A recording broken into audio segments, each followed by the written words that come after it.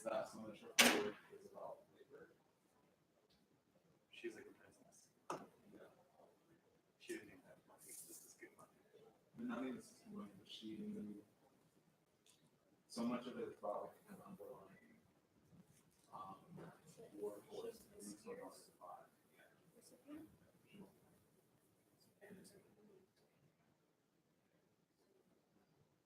And it's kind of like having someone who has like that. Then let's speak about like all these things.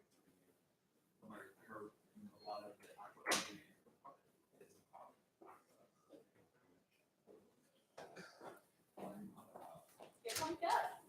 Like a lot of things that she's able to do, she's able to do because of socioeconomic status. That's like all of the shirt has. Yeah, this better looks to allow her access to like someone who is not of that class, and who's not that class, and then also woman in that location is not going to have. It's funny how she capitalized on that here for last. She's a Middle Eastern female artist, which is such a rare thing. Yeah. So yeah, it's a contradictory.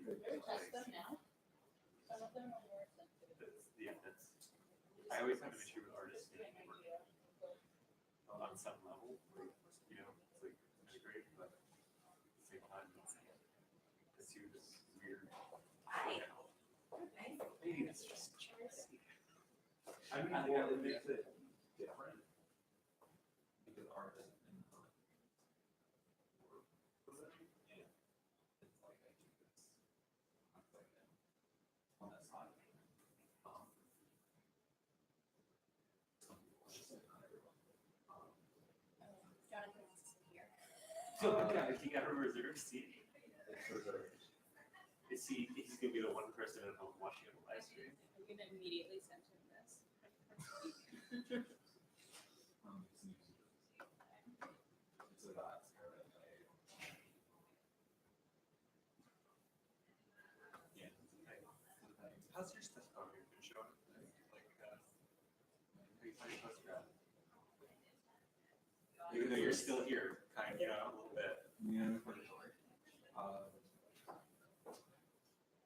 like assistantship part too. Yeah, it's like That's when you should. Well, no, your title's probably better than that. You know, but if I do decide that I do want to be somebody's like assistant, or an artist, it's much easier.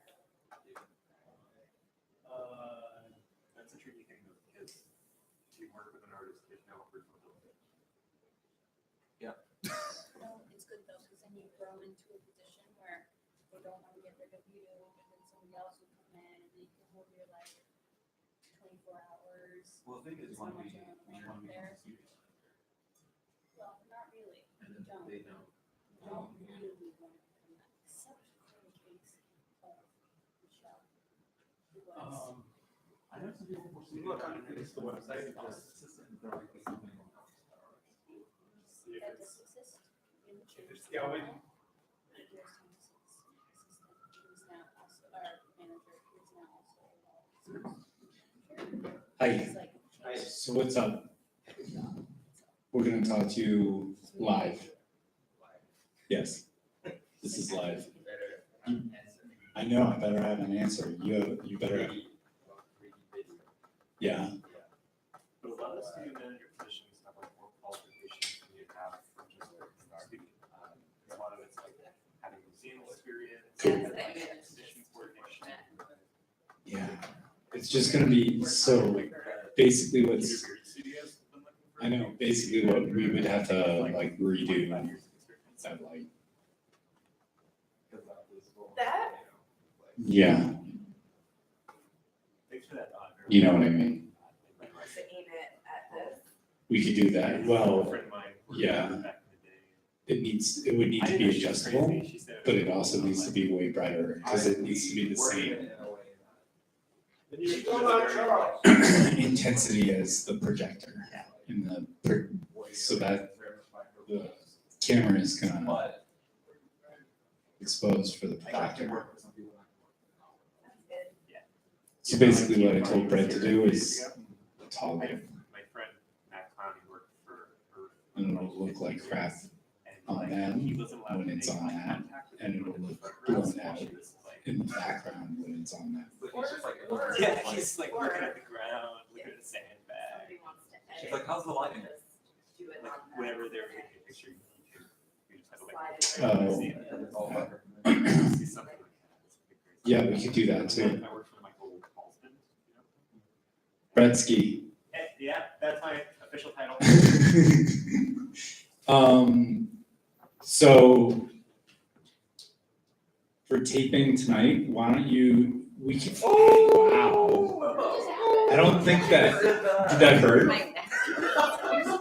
Did you just hurt yourself? Felt weird. It felt pretty good though. Go on, sorry. What are you saying, You wanna test the mic? Tony Do Hawk. a kickflip. Yeah, We can give you a headset. no, don't wear the headset. I'm kidding. So this is the deal, we've done stance before, but then people end up going like this, and then nobody can hear. And so this makes people talking to them, you gotta kiss the mic. I mean, can I tell the chat so just like have the Of course. No. Wow. I know, Brianna, did I not say? I know, your harshest critic. Jeez Louise. You're playing to Brianna, that's all, just.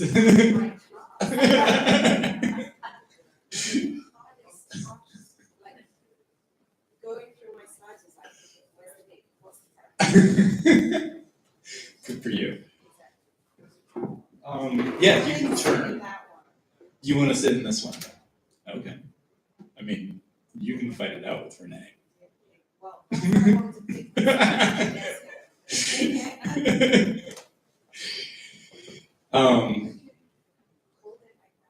Well, you don't have to, I mean,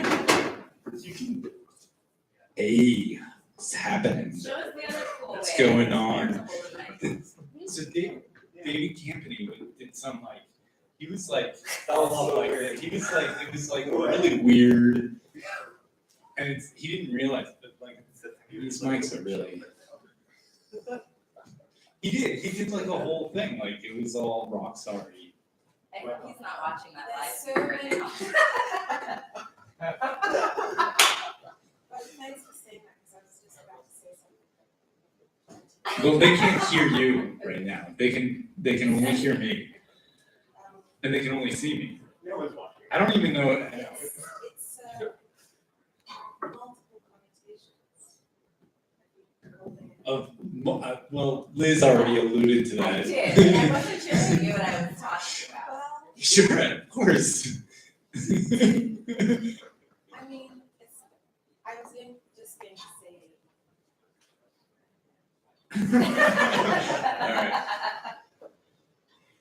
I mean, wouldn't say it. I could try and. Evaluations are about to be done soon.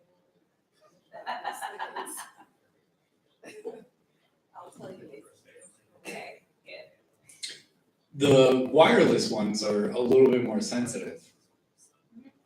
Number 2 is better. They're pretty sensitive. They're pretty sensitive. So, I mean, but still, So this is falling off here, or do you guys hear that?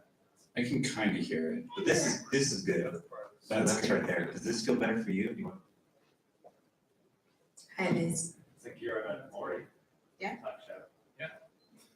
I don't know why I went to I Maury. just- I shouldn't have said that. Feel I like shouldn't that's a have big done one. said that before out loud. You shouldn't have. She's got those memes all over the city, so I can't like. Okay. So I need to send you something else, Okay, so then you best understand. okay. If you talk like that, we can't hear you. Really? Yeah. Is this better? Yeah. Who's got the? Okay. memes on the city? I feel like it should be, you know, when you're making music where you can't hear yourself, Right. Where you can't hear yourself? but where it's not as reverberating, if that makes sense. Because I don't like the way I sound. Question from the audience. Is your son coming? No, Why? there was so much resistance. How old is he? He's 14. And he was just like, no. Come on down. Exactly. How old are Renee's kids? Oh, around 30. Oh, really? They're that older? Yeah. Sorry. I should have looked at his dates, yeah. That makes sense. That's, I think that was, so I didn't, any fact you want to know. All right, You were to find out. yeah. When she answers, It's a question. Did you have a That's question? interesting, because on the tape did, from so 2015, What I the think, MFA 500. what I think we might do, focus more on taking them and we'll draw in the slides after. So don't worry about getting so much of a projection. Okay. Because it's not a lot of images. Yeah. So we can just like drop them in and edit. It's like So, short that So we just edit. focus on them, really. Don't worry about the tree. Are you saying so? No, I can't, I'm sorry, I'm childcare. But I will be sure to, I will Live actually, stream it? I have at times, nobody knows this, but I have been the only one that is on the live stream. So, just to see Except what for it's when like. Jonathan Ellis. Except when Jonathan Ellis is the other one. And Yeah. calls in with questions, Jonathan Ellis. Jonathan Ellis called in with a question as Jonathan the. Ellis The funny is thing like- is, he texted everyone. Everyone knew Jonathan's son, except for the people. Jonathan Ellis is like the poster boy for our live stream. For our Shine Pleasure experience. He sits in the front, He does. He always asks a question that he thinks about the Yeah, he entire always asks a lecture very good question. He at does. the end, very end. I mean, the easy part is that there are no questions for me. Right. Yeah. Yeah. Yeah. We'll just start off. Ooh, Brianna. Brianna's gonna roast you. All right. You had a long day, sorry.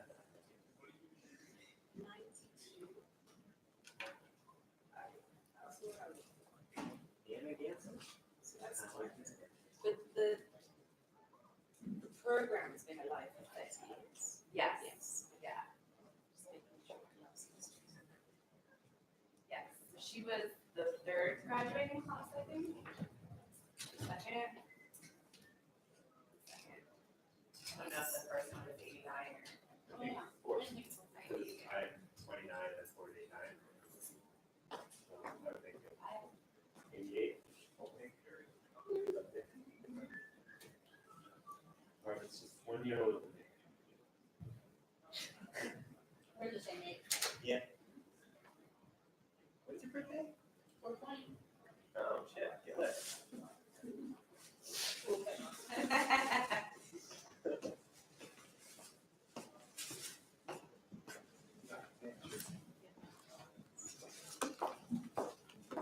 No, just you need this out. Wait, can I do this? Can I change it a little bit? Preserve. No. That'd be nice. Is that hot dog?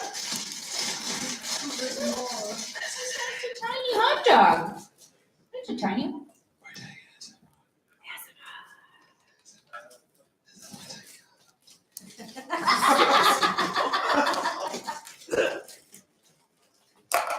I hate ASMR. Doesn't work for me. So cute. Where did you get that? Did you go, were you going to plane? I went to Paris like that. No. Wow. Is it a real hot dog?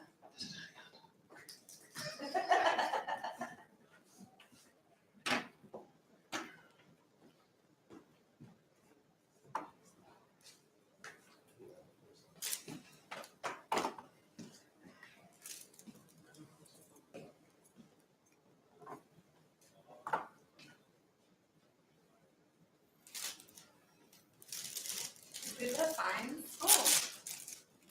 Go to the other door. Signs? I will, that's fine. Oh, will you now? Forgot to pick nectars.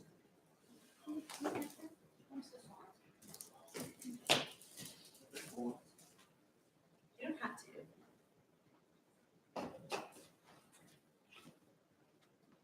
It's not to get dinner now because I got cookies. Those cookies. I know because You have time, you have a half hour, go grab something. I thought I could do it, but I couldn't do it. I don't think that this one will be too long, we're not doing a long. Everyone needs- Mostly jumping into the Q&A.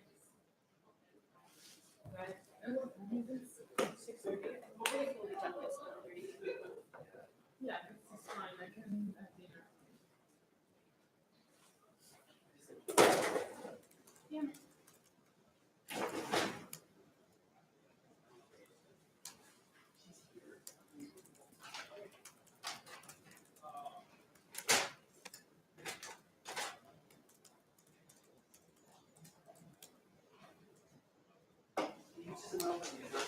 For the,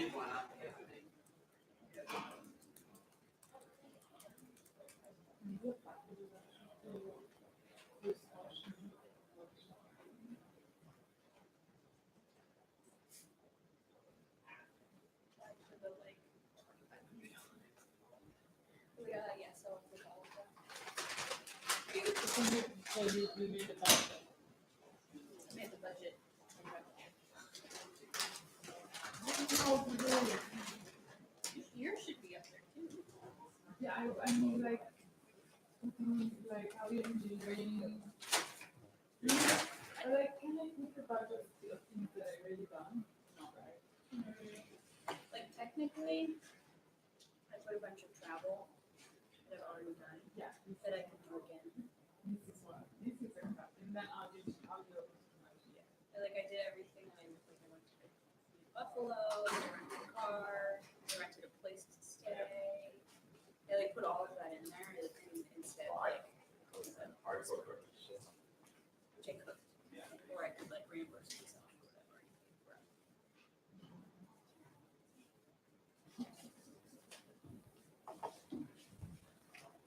Do you want to see my footage? So I Do you want to see my footage? Actual cost of the next slide. Just do it so that it's not, It's not. they don't want you to go. Cause they say if it's like too far under, you can't apply for more. Like you can't say like, oh, this costs 1,000, but I want 15. What, because in I the tried end, to get it as close to 25. what do you mean, that's what you say, the total of your expense? I did, it You was did like, the road, right? yeah. And then you add them, and then you say that amount, right? and then you pick the amount that makes sense. Because you are like, There's a choice. It's like 500, 1,000, 1,200. So I went as high as I could.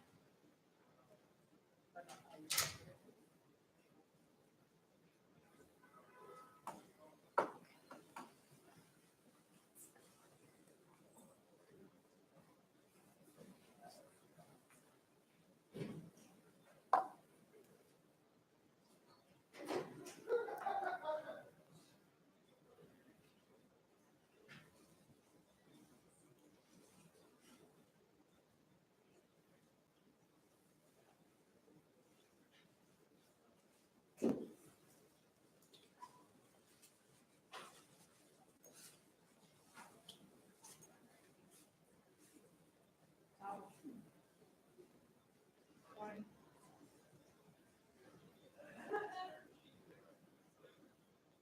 People.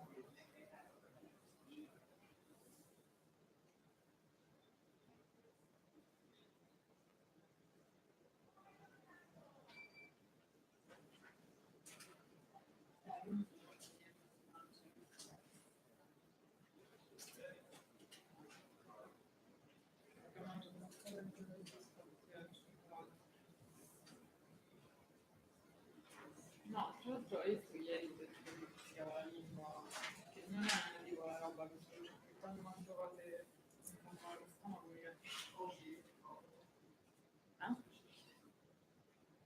ieri quando mangiavo dicevo che mi succede quando il mal di stomaco mi viene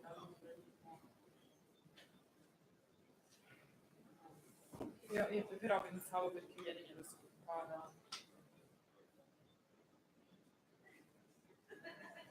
Forse no. Boh.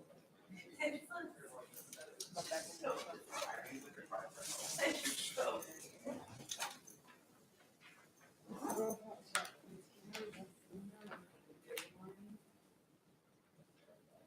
quindi io come ho detto che volevo andare a fare il video,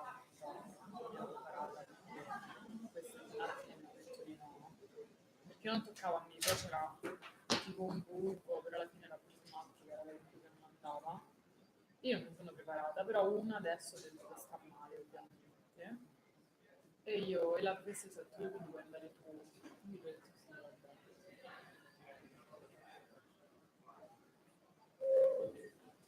Cioè, tanto cavolo, cioè, domani. Stamattina, quando lo va bene, tanto vi faccio vedere le cose che già ho fatto, devo pure spostare. E poi gli parlo di Eckhart.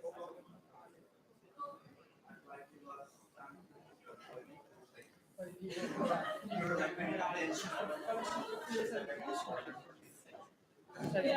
budget, sono stati le spese, I do love sitting up here. It's just easier. You can actually see better. It's reserved, that one. Look at that.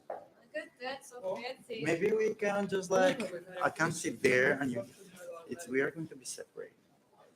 Or maybe we can just push a little. If wait, I think this is heavy. So we can put that and we take these two chairs.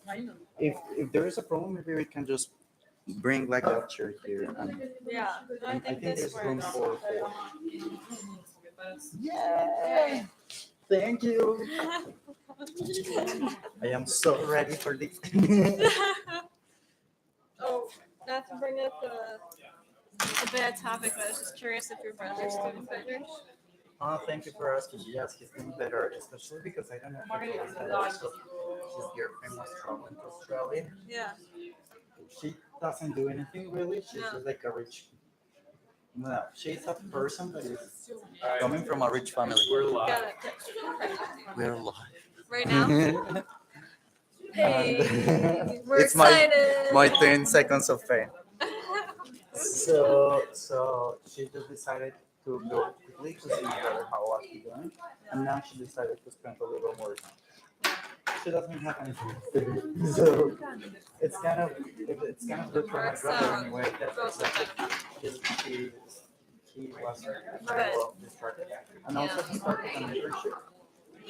So he's like in between his internship. It's a vacation, but he's doing the internship with his girlfriend, and at the same time studying for the Right. but yes, I'm sure he's doing very.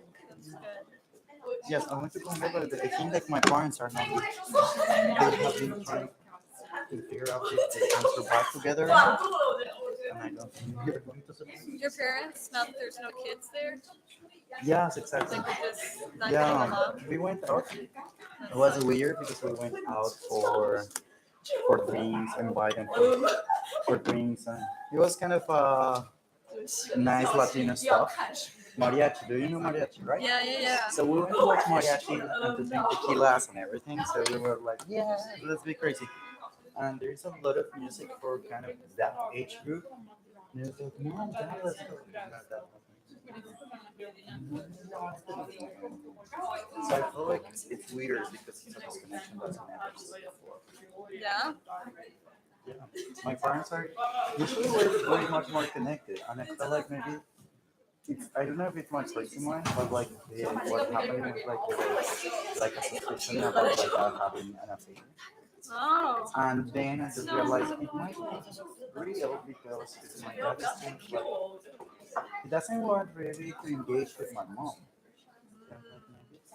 Oh no. They are adults, but I can't do anything.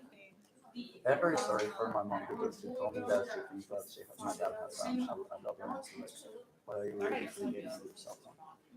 I mean, if you will self love her, I mean, like everyone's done.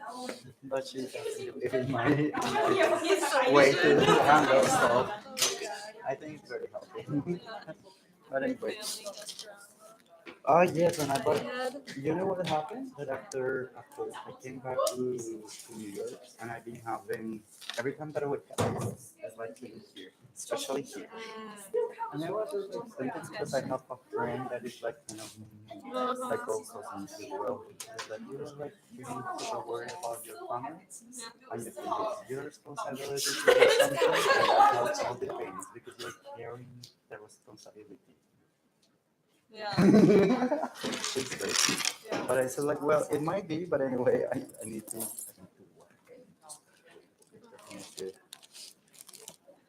I was going to ask for an extension too. I was going to also. When everyone was doing this, like, oh, well, actually, it might be good that I'm not asking for an extension because then it's going to go the responsibility. He presented on time, so more, like, great. Oh, no. So I was asking, please, God, more people come to us for extensions. I think Josh was upset now. Yeah, he's so stressed out. He has deadlines that are like stacked on top of each other. Yeah, I felt it. He was like, here today, but this interaction. I know, but I think it was kind of valid. Like, I've never done this version of like the accuracy, but that's the least thing I'm worried about right now. Yeah, so like it's just like, but yeah, because it's like more. We're worried about. I think about the form, Yeah. you know, the substance of the stuff. Yeah, what word? I was like, which what? Let's go to the word research.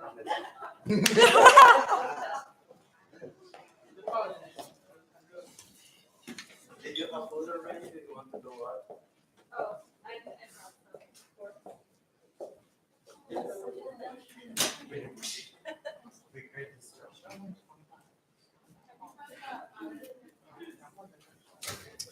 Oh, Brianna, yes.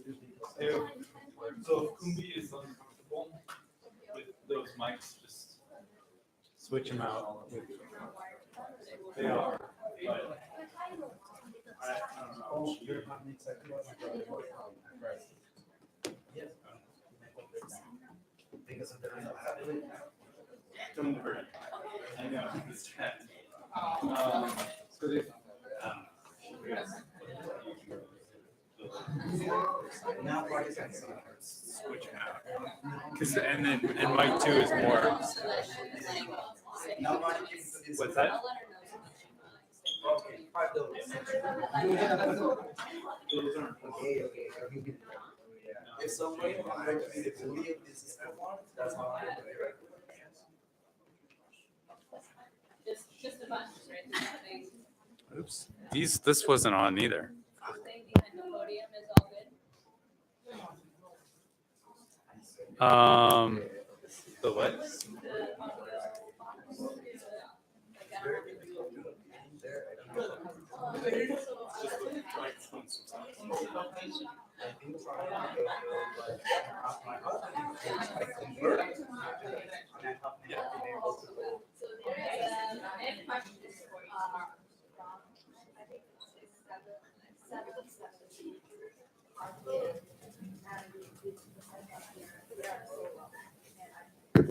Check.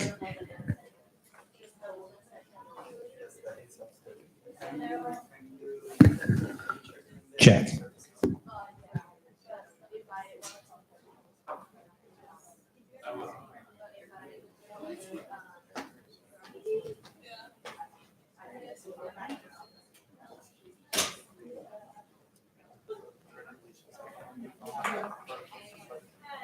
So weird.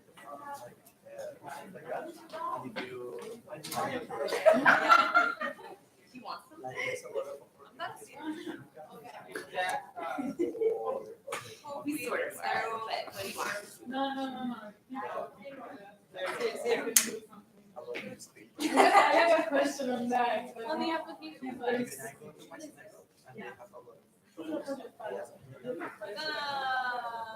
It's very difficult to me.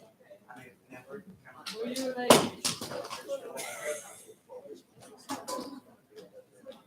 were you thinking on like?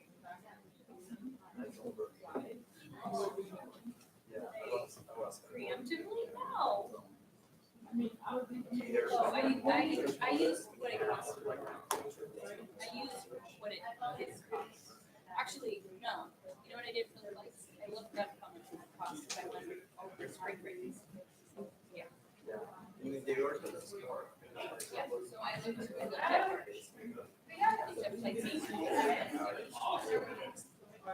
sometimes it goes up to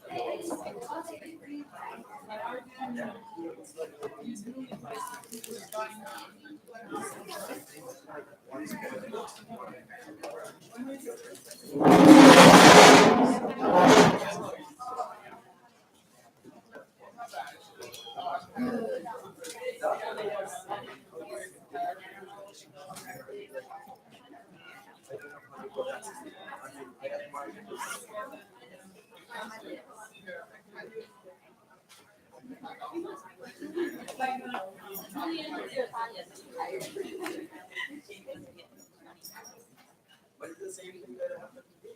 Like, you just don't say something like. But in your case, I don't want something in your personality.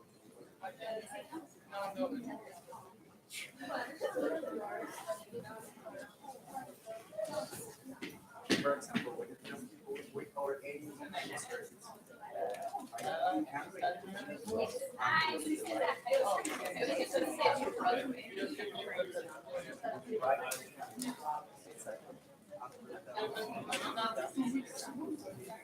oh my God, you are so needy.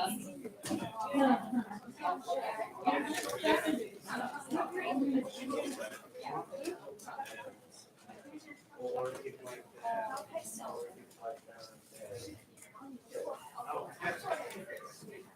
or if the art is awful because it's more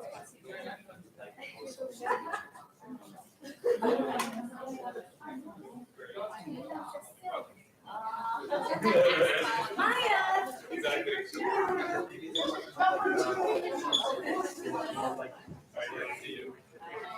they don't have to like specific.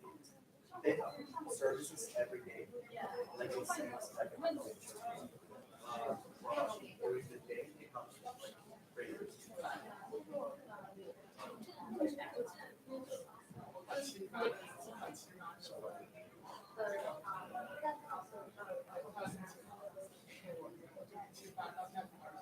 Because I'm sorry.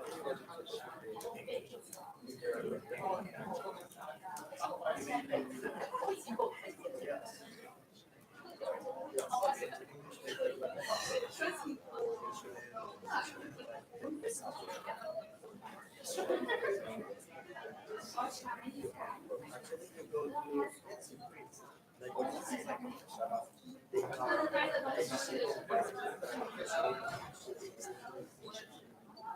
So they have like this exchange chairs in the back. So you see like the patient mostly like right. So they mute.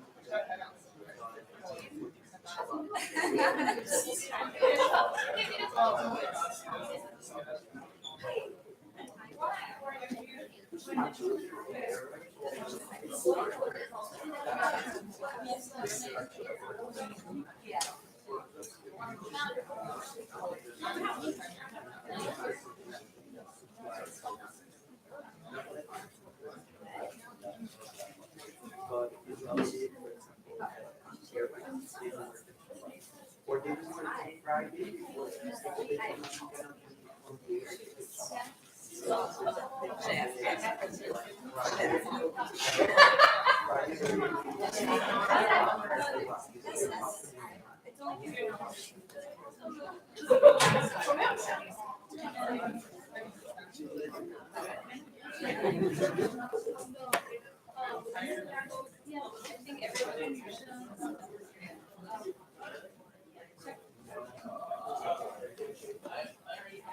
on the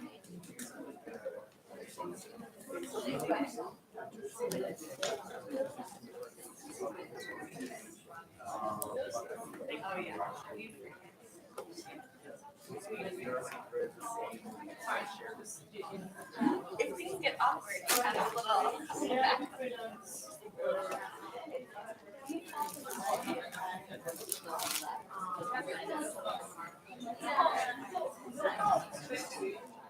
Sorry. I'm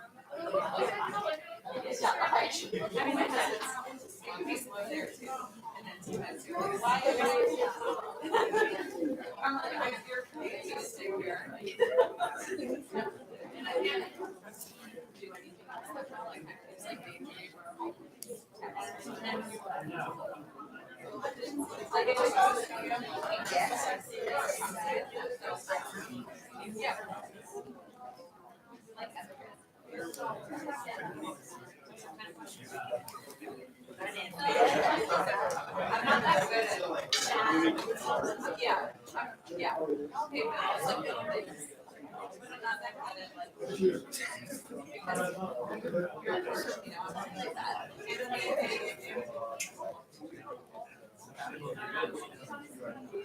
Yeah.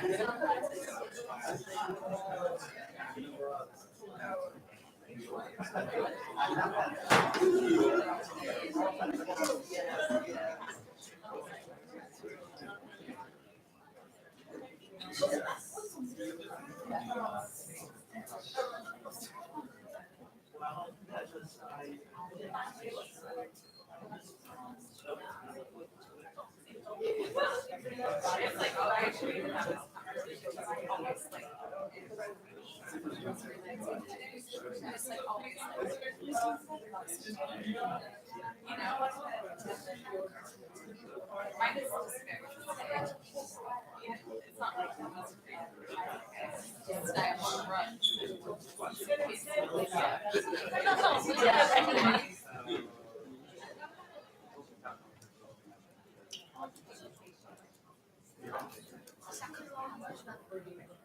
Sorry.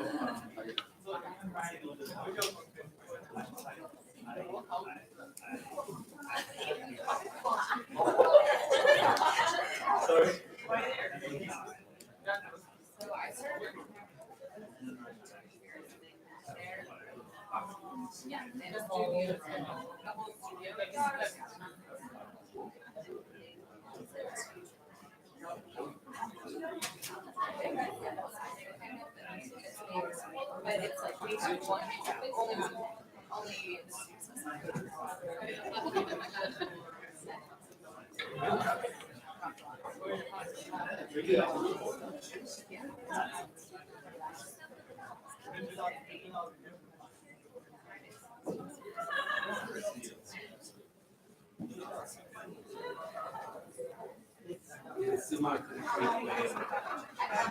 how did you but where? Like, are they do you follow my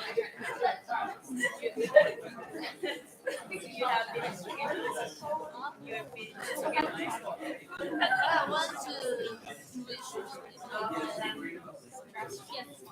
oh, that's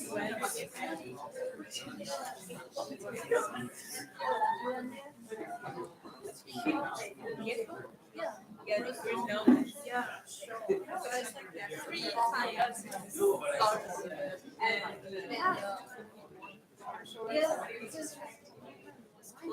yeah. I think yeah.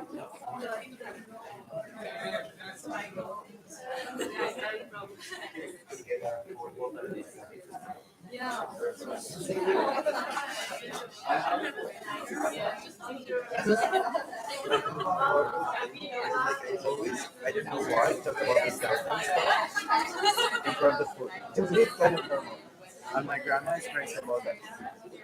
She's crazy about Oh, not My love. haven't seen you. Where have you been?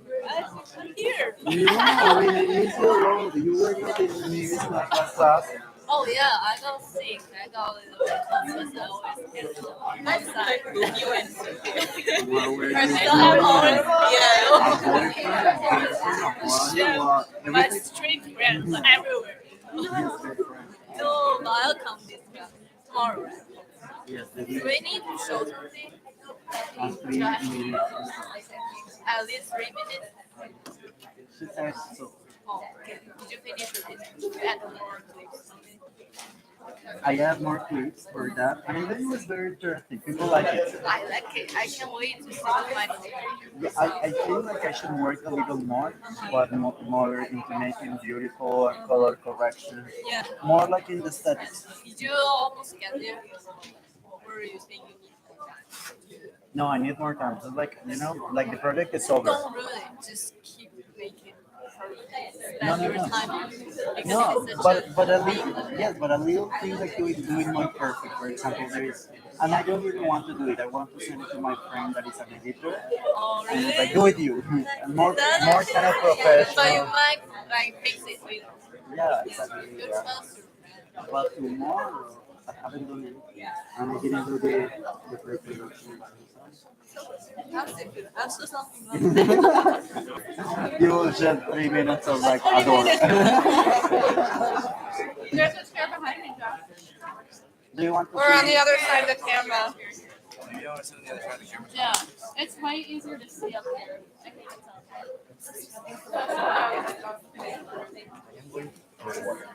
But if I die, you're Okay.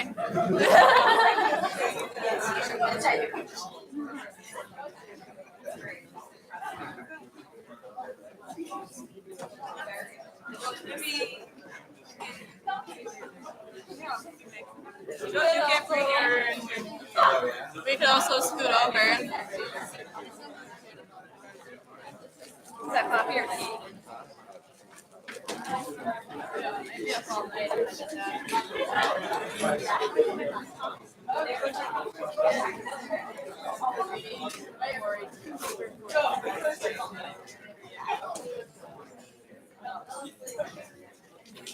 Smart lady.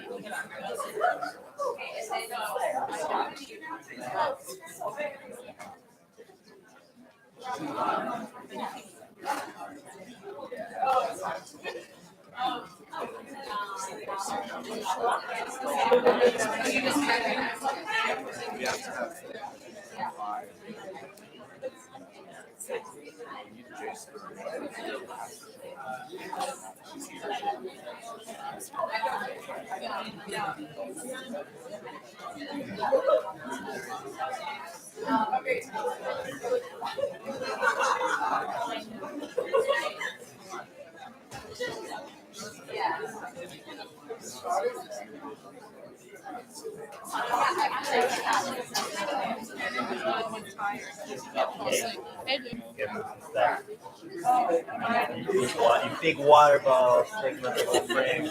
Hey, is that it? Was my food in it? Because I gotta eat. Your papers gotta go.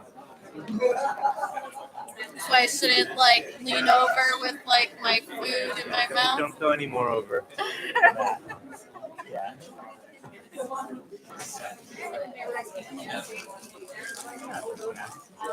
I was looking forward to your Thanksgiving stuff. I totally missed that. I didn't have that. Right.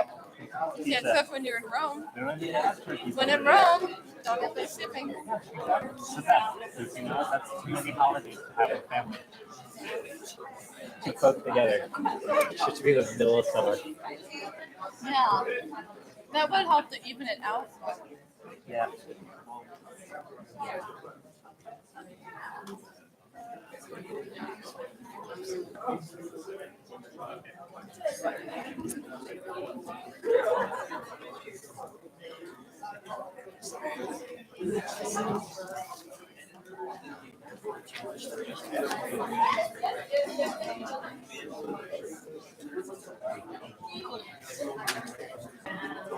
So whenever Should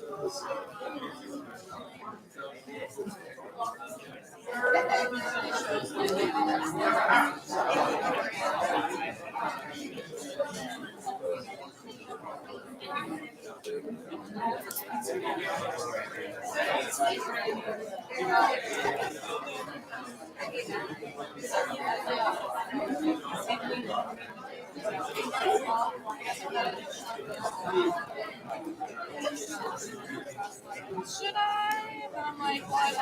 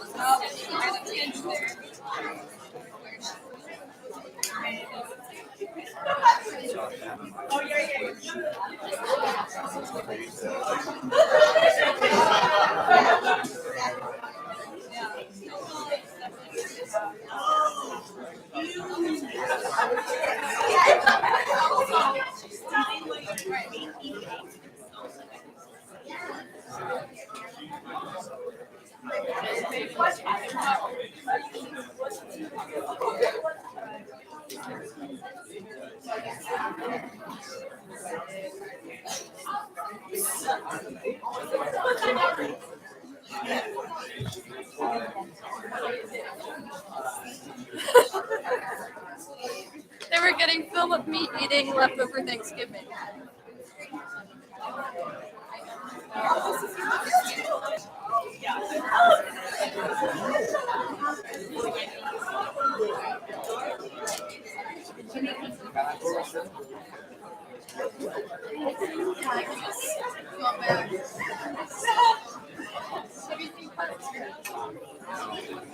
There's this.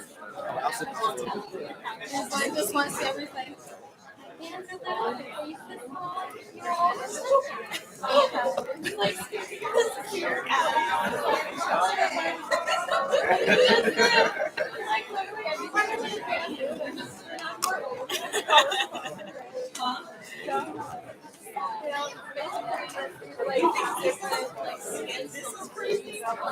I've seen it, but it's just like I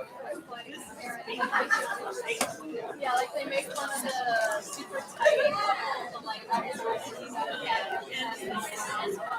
make fun of it, like giving up.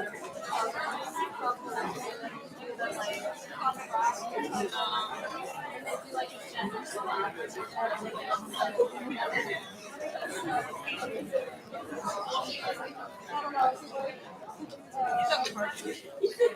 not a cartoon, it sounds so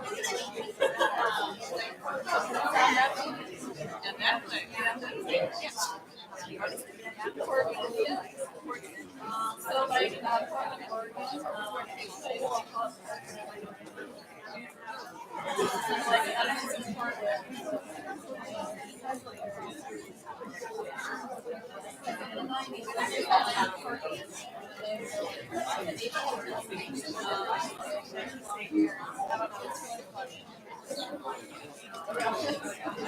at least I think so.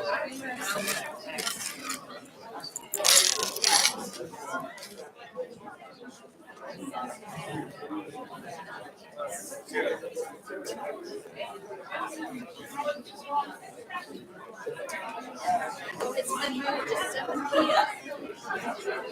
I have no idea what it looks like.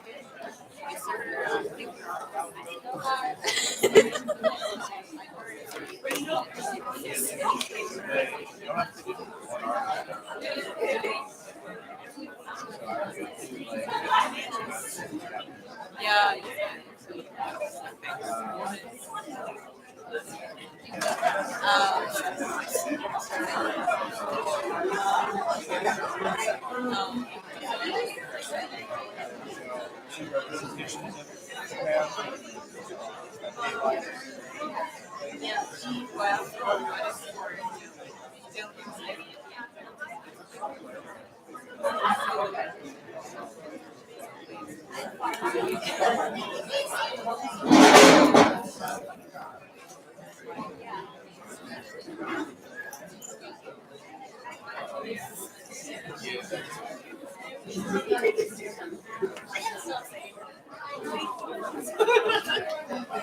Hello, everybody.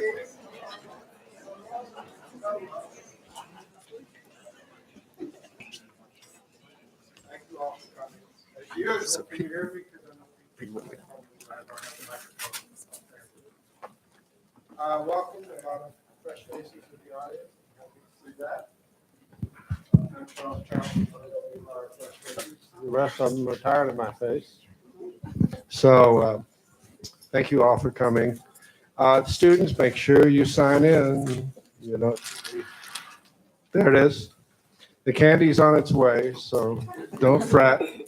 We'll keep you hyped up as best we can. I think we have one more next week, right? And this is one of our major events of this year, our 30th anniversary. She just graduated about, I don't know, a few years ago. Just seems like yesterday, doesn't it? Jesus. I don't want to think about it. But anyway, as part of our 30th anniversary, I'm really happy to have Renee here. She's done this before, but not quite like this. And I think all of you may know about her bio, but suffice it to say that her work has been celebrated around the world, really. Many major museums have exhibited. I noticed we listed the British Museum at Yale has a rather remarkable piece up. I hope they acquired it. Good. Renee came here about 3 years ago to study photography and such, and sort of blew everybody away then, and she's still blowing everybody away with her imagery, using primarily herself as a vehicle to talk about racism, gender issues, stereotypes, colonialism, all kinds of things which are provocative and need to be talked about, need to be diced, if you will, and laid out clear. What's remarkable about her images is not only that there's a conceptual motif underneath it all and a political motif under all of it, but it's really good imagery. It's always made with great craft and attention to detail, to staging, to all the things that are involved. I don't know how she does that and still is in the picture herself. That's a good trick. She has a long cable cord. She's been exhibited in all the major museums and collections, and as a New York Foundation of the Arts Fellow and a Whitney Fellow and many other things. The thing I remember actually most profoundly, going back sometime in the 90s, was a show she had at the Brooklyn Museum, where she hung on a cross. And what on the cross? No, it's your mama's last supper. Yeah, my Last Supper. I'm sorry. Yeah, The cross was in the black. yeah. And that mayor of ours, you remember him, Rudy Giuliani? I always thought he was what I still think of him today then, but he's even gotten worse. He went after her, and she stood up and refused to acquiesce to his demand to take that image down. That's pretty brave and pretty remarkable. They And said I was anti-Catholic. And then I said, what about commandment 7? Thou shalt not commit adultery and have my wife behind all of the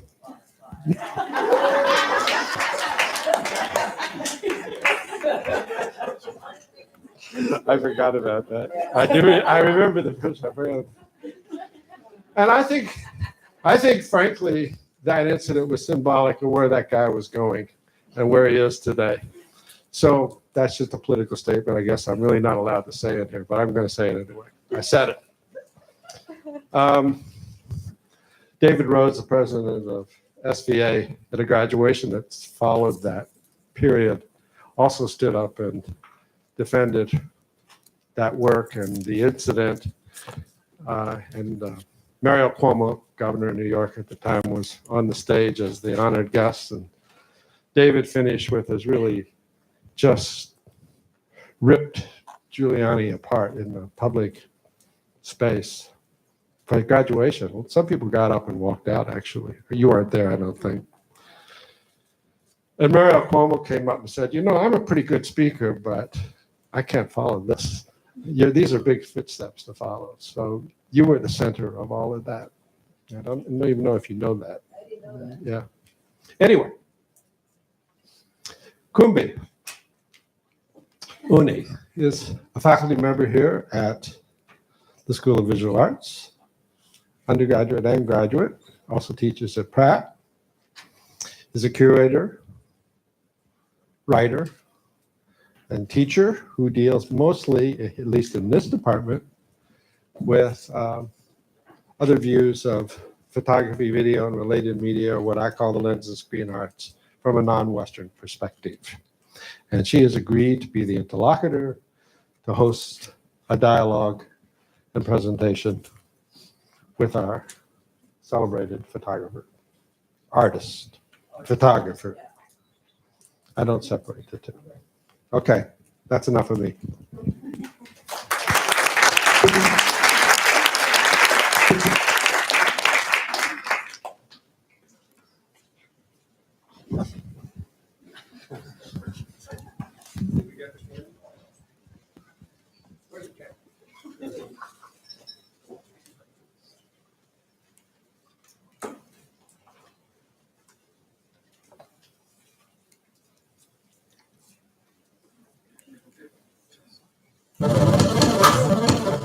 When I started out, photography had, kept some respect if you knew how to light, if you knew how to composition and, putting an image together. People would respect that and could appreciate that. Nowadays, everybody's like, well, we can fix it in post. All the nuance of photography, I think, in film has been a little bit lost on a lot of people. The first show that I did was the Bad Girl Show, which was at the New Museum, and it was curated by Marcia Tucker.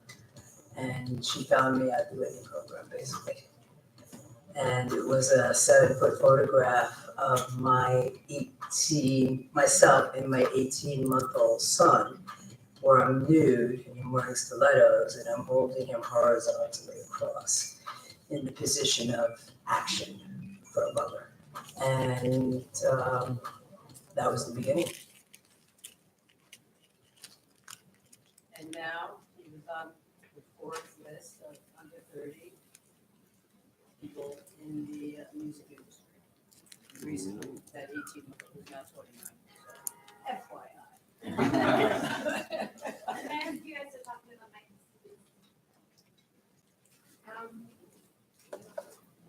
Hello? Now? Okay. Hello. So I chose that way to start. So should I just put?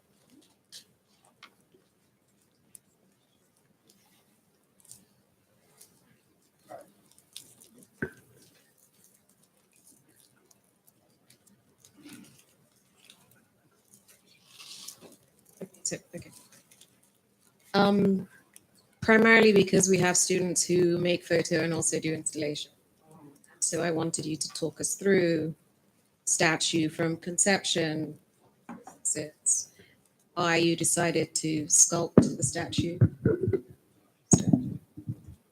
Okay. So that statue and that installation that was done for the end of the Whitney Independence Day program. I was the first woman at that time in your 25-year existence to dare to get pregnant and have a child. And it was kind of shocking to me because I had no idea how like the art world reacted to women, you know, when you're pregnant, because I already had one.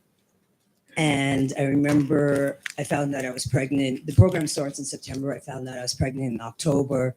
So I go in and I say, you know, to my colleagues, you know, hey, I'm pregnant. And everybody looked at me like I had some terminal disease or something, or like, you know, something really bad was going to happen. And I didn't really understand it. And then they articulated, they said, but what are you going to do? I mean, like, like your career is finished before it even started. And I was like, what are you talking about? And then I came across a magazine called Meanings by Mila Shore. And ironically enough, she had an article about motherhood, apple pie, and being an artist. And she had interviewed like, I don't know, 24 female artists. And it was just like one horror story after the other. They were like, oh my God, you know, when a curator comes over, I've got to hide the children. I got to hide the toys. I got to act like, you know, I don't have any kind of life. It's only art. Because if they think that I have a kid, they're not going to take me seriously anymore. And I was like, you're kidding me. Like I had just come out of the fashion industry where I had my first kid. And I mean, they're not exactly scholars over there. And I was like, they were like, cool. They were like, just don't break your water on our shoot. You know what I'm saying? And even when I went back to work in fashion, you know, I would just go off in another room and breastfeed my baby. And that was it. And everybody was fine with it. They were totally open. And then I got into the art world and it was like, these people don't have mothers or something. Like they were hatched or something like that. So I was like, wow, this is like really deep, right? So that was like the first kind of inkling that I was going to go down this path of dealing with issues around motherhood. Then the second thing that happened was actually a result of my husband, which pushed me to do this particular piece that you have up there, was that the way I tell the story, some women are like kind of horny when they're pregnant. So like I wanted to make love to my husband. My husband said, I don't find you attractive. I was like, are you freaking kidding me? Like this was like a collaborative effort. And like if anybody's supposed to service me now, it's you. So, so when he said that, I was like, okay, that's cool. I just went to his checkbook. I took a check. And I went down to this place called Johnson Atelier. And I had a whole body cast basically made of me 7.5 months pregnant and had it poured in plaster and whatnot. And this installation with the photograph of him, the world basketball, and then myself, Yo Mama at home. And then it had an audio track that said, so baby, don't fuck with me, and you know, on and on. So it was pretty successful. People liked it at the Whitney program because I felt like I had to, it wasn't about me trying to like hide or, skirt the issue. It was sort of like, whoa, like you're pregnant and let's deal with this. Also, I have to give much credit to Mary Kelly, who was also one of the sort of program directors at that time, who did a piece back in the 70s about motherhood and being an artist, which was called Postpartum Document. But back in the 70s, she couldn't even like remotely show the child. So she just showed the diaper with like some poop in it or some, skin marks or whatever, And that was the piece because like if she showed the baby, they would have like written her off as like, oh, you're not serious and this, that, and the next thing. So that also helped me to feel the power, so to speak, that I needed to put this out there. Thank you.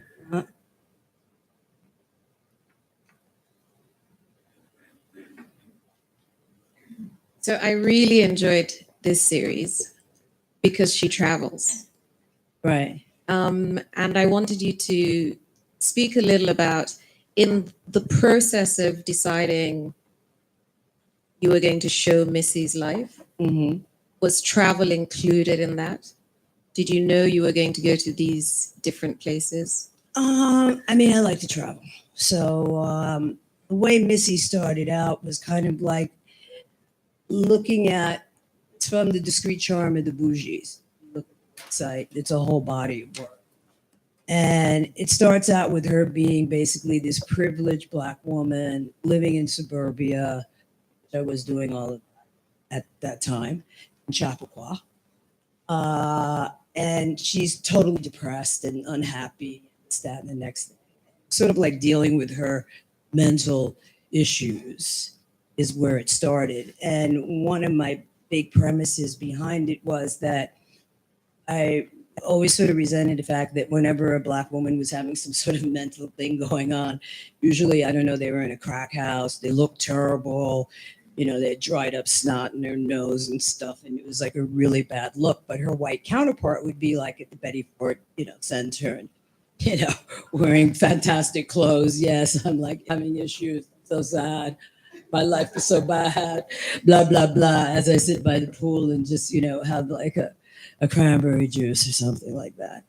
So I was like, wait a second, this is not a good representation for us as Black folks. So I wanted to flip that, which is what I've always sort of done. And so I flipped it around. So, in one of the shots, you don't have it here, but if you do go to the website, it's me with my white maid and my poodle. And there's a big yo mama shown behind me because my character Missy, she collects Renee Cox. She's practical. And then, so that's like sort of, I'd say, the beginning of that series. Then it goes into, like, say, a part 2, but it's still all part of the same thing. And that's when she starts to travel the world. And basically, she's looking for herself. So, it's that old story of like, doesn't matter where you go, but you're still carrying the same burden and the same issues in your head with you. So this is her in Ghana, but before that, she's in China, she's in Beijing, she's in Cambodia, she's in Bali, she's like all over the place.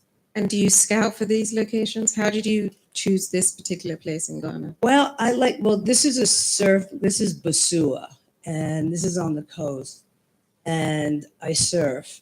So it's a surf spot in Ghana, actually. That right? I didn't know about. Yeah. So, yeah.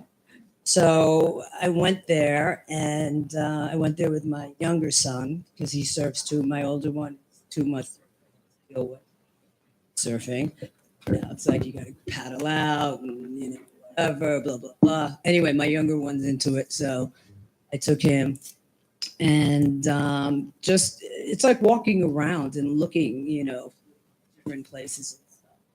And it was kind of funny in Ghana because it's like when I first got to Basua, like I had my hair like this, right? Natural. And like nobody paid me any mind at all. Like it was like a dirt road, like almost run me over. And then I put that wig on. And I'm not going to say what I'm really thinking because we got a mixed audience, but they changed their attitude so quickly when they saw that straight hair wig. They were like rolling out the red carpet. So then I kind of got to see even more than I could see with my natural hair, you know. So I ended up back in this spot and it was perfect. You know, the color was perfect and everything just said, this is the spot. And I also had this other thing too with photography because I was so much involved in, if you look at this series again, in the beginning, it's so much about production.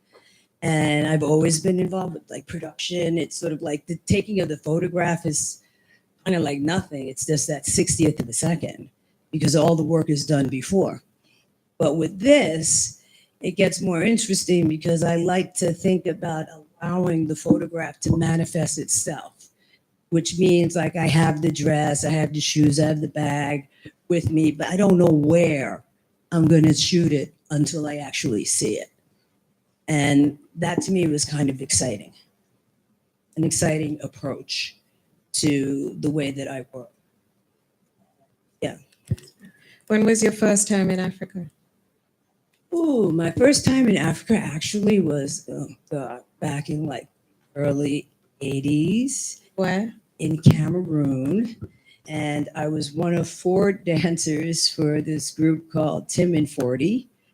And we toured all over Cameroon. We were kind of like the Beatles. We had people screaming and hollering, you know, and trying to touch us and grab us and would take my wet, disgusting, you know, T-shirts after we performed and stuff. And that was my first experience. We met Mana Dibango. Yeah. And have you ever been to Nigeria? I'm Nigerian. So Right. No, I haven't. I haven't been to Nigeria. Really? No, I want to go. Invite me. Totally. You know? It's like one of my next stops. Yeah. Okay. And so last time you were here, 2015, that you were speaking at SVA, Mhm. one of the things you said, and I quote, people behaving badly all the time is toxic and mental noise. Mhm. That was before President Trump. Right. And at your Yale lecture, you made the signing in response to that. Can you speak to us about this? Just talk us through how that is a response to the current time. Well, it was sort of like I felt like, you know, it's just time to take back power. So I looked at the Declaration of Independence and basically went off of the painting, the original, and decided to fill it with, you know, black and brown. I wanted to use some period, you know, garments, some African garments, some current garments as well, so that it wasn't just locked into one time frame, but it was the whole sort of array of my spectrum of people and whatnot. And huge production, huge. I mean, this thing is like 15 feet long, wide, 6 feet tall. There's like 30 some people in there, and it's shot in 3 parts. So it's like,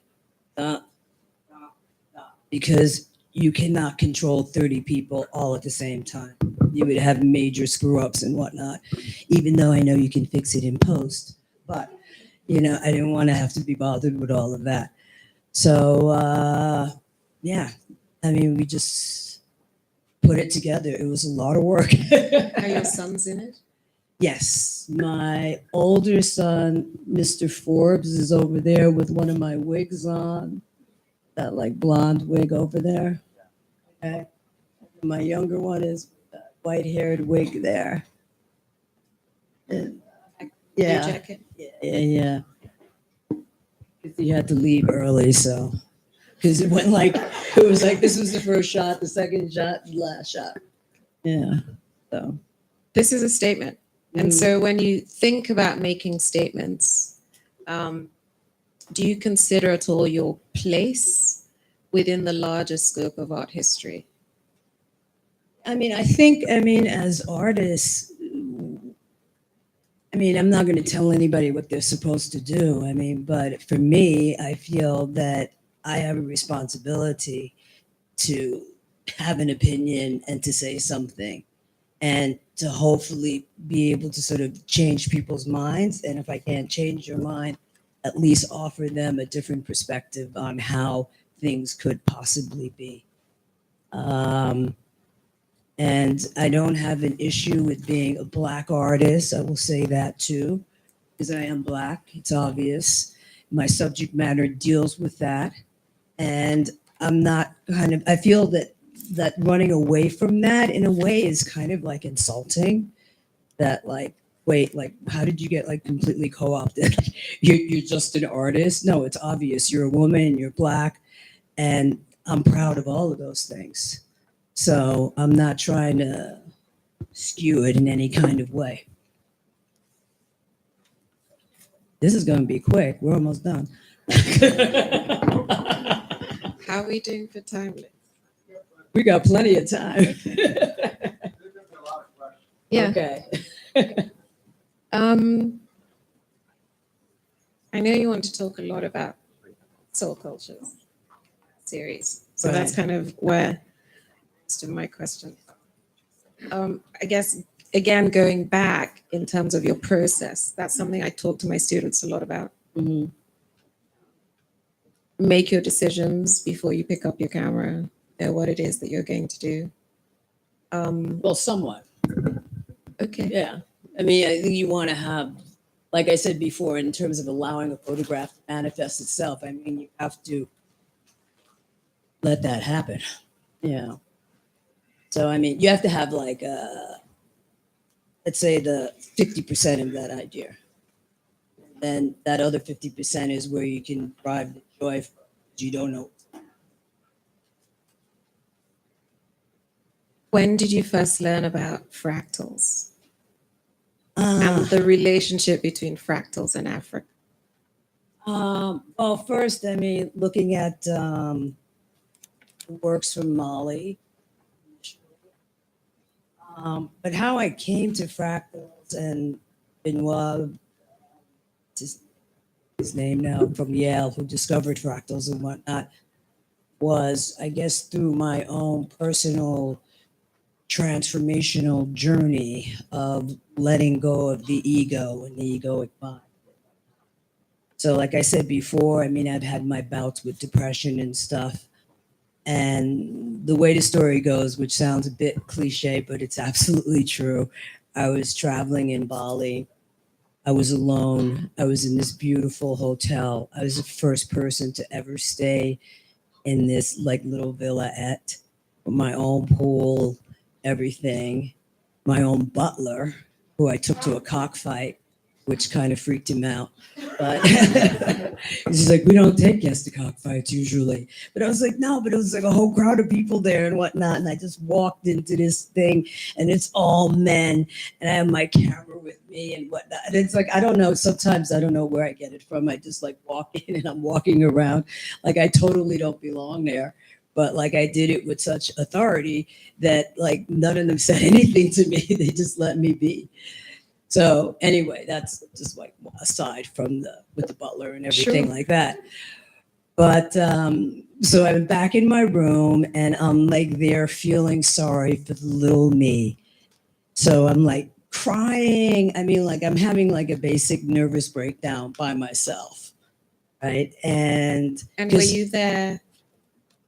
On what? But why were you there? Why not? So I just finished doing a trip actually with my older son, and we had spent 3 weeks in Mongolia in a polo camp. And so he had to go back to school. And so then I decided, I mean, I didn't have to go back to school. So I was like, I'll just go on further. Because traveling in Asia is really great. There's this airline called Air Asia. They only have cute people working for them. I've never seen anything like this in my life. I swear to God. I mean, like, it's like ugly people do not even apply. Even on the tarmac, they're cute. I mean, and the other great thing about them is that they're really cheap and you can get one-way tickets like all over. And their base is like Kuala Lumpur. So I had to go into Kuala Lumpur, and then from there I decided, oh, why don't I go to Bali, you know, because I can surf and I can dive. do stuff that I like to do. So that's how I ended up in Bali on that particular trip. So anyway, I'm in my room feeling sorry for the little me, wondering, why haven't I had a retrospective? Why don't I have a book? Why don't I have this? Why And don't how I old were have you that? Huh? How old were you? This If you is like, I don't know, let's say 10 years ago. Okay. Yeah, Okay. 9-10 years So ago. it was due. You were Yeah. ready. So I'm like just there, like just a complete nut job, right? And a friend of mine earlier had suggested that I get this book by Eckhart Tolle called Living the Liberated Life and Dealing with the Pain Body. And so I had it as an audiobook. I tried to listen to Eckhart before, but I couldn't because he spoke so slowly and so deliberately. And when you're in your egoic mind, like there's no way in hell that you can listen to this. You're like, get to the point. Yeah. But when you're like completely, like I'd say, rock bottom, depressed, like ready to shoot yourself, I put on Eckhart and I found it to be extremely calming. And like, it really took me out of my head. The fact that he was so deliberate with his speech and the pauses that he takes and so on. And then he said one thing that changed my entire life. He said, why are you waiting for the world to validate you? And when he said that, it was like lights, whatever, went off, because it's like I'm an only child. And I'd always waited for the world to validate me. I was always waiting for people to say, oh my God, you're smart, you're talented, you're cute, you're this, you're that. And if people didn't say it, I got to one point in my life which this is complete madness, I would get pissed off. I'd be like in their face, like, don't you see me? Like, what's wrong with you?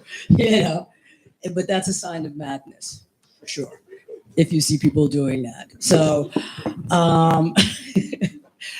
so at that juncture, and then he tells you how to get out of your head, which I like heard other people, the Dalai Lama, Wayne Dyer, all these other people, their message is the same and they all speak the truth. But it's really about finding the person that makes it clear to you. And what Eckhart said, he goes, well, how do you, get out of your head? So it's like those, okay, first of all, you're dealing with your ego. Ego is not your friend, first and foremost. One has to know that.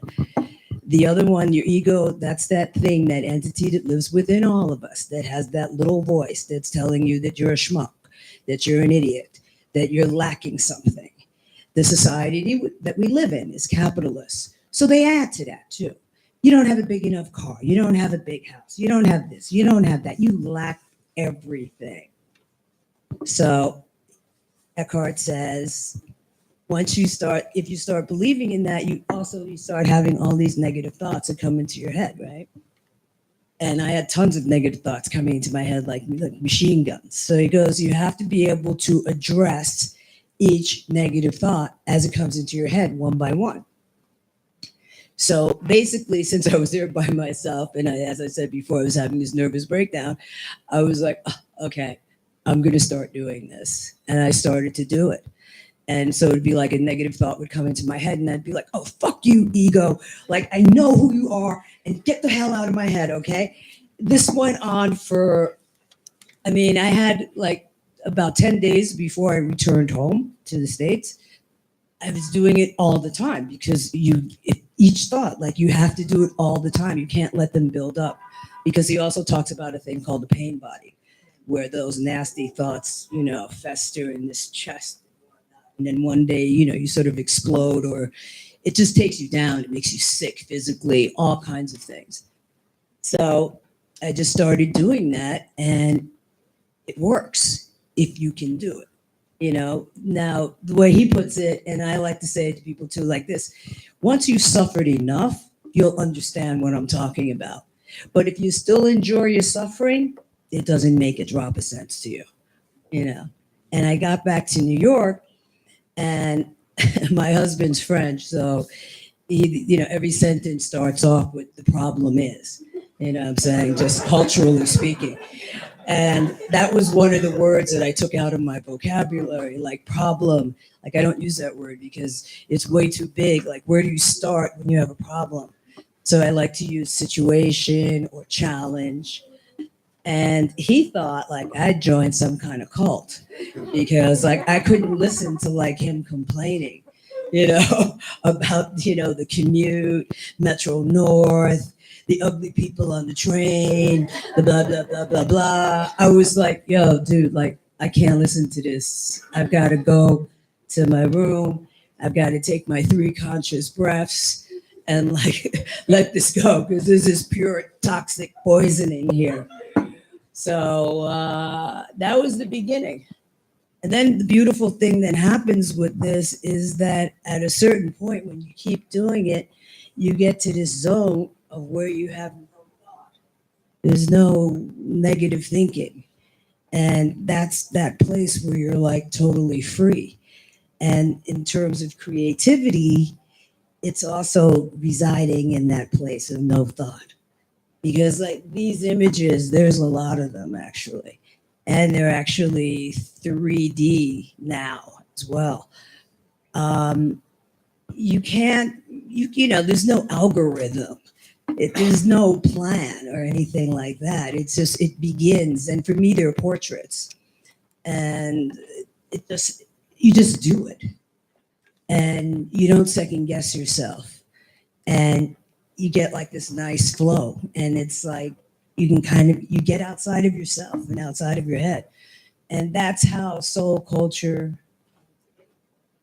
And Yeah. can you talk to us a bit about Renee Monster at all?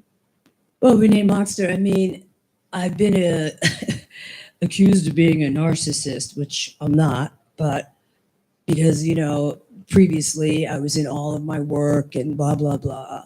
So with this body of work, you know, it's not about me, it's about everybody, really. So there's only this one self-portrait of me out of like 11 three-dimensional ones and probably 100 flat ones. These are what I call the flat ones because they are not dimensional. So.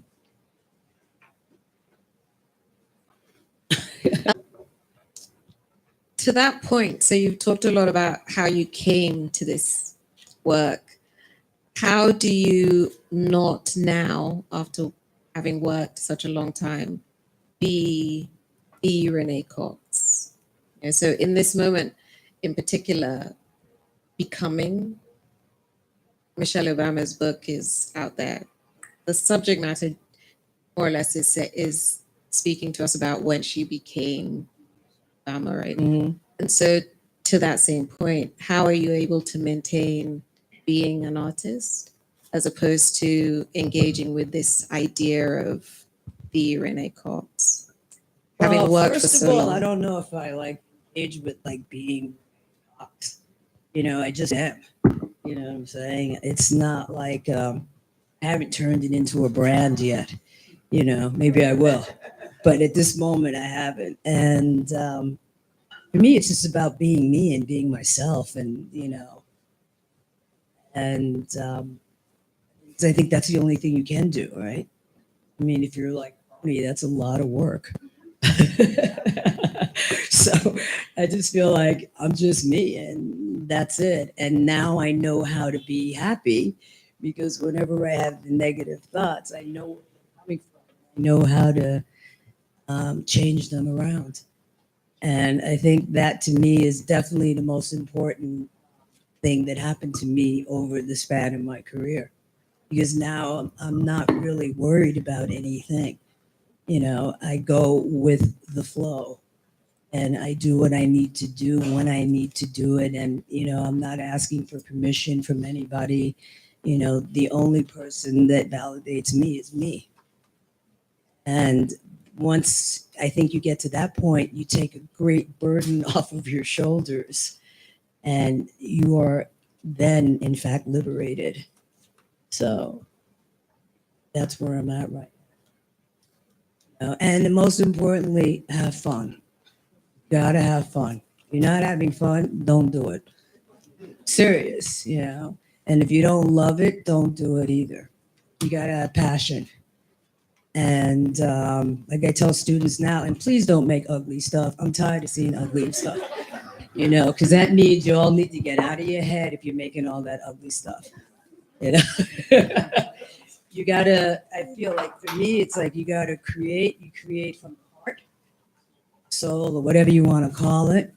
And then you go to the brain because the brain is a tool and you're not supposed to live there 365 days a year, all day long.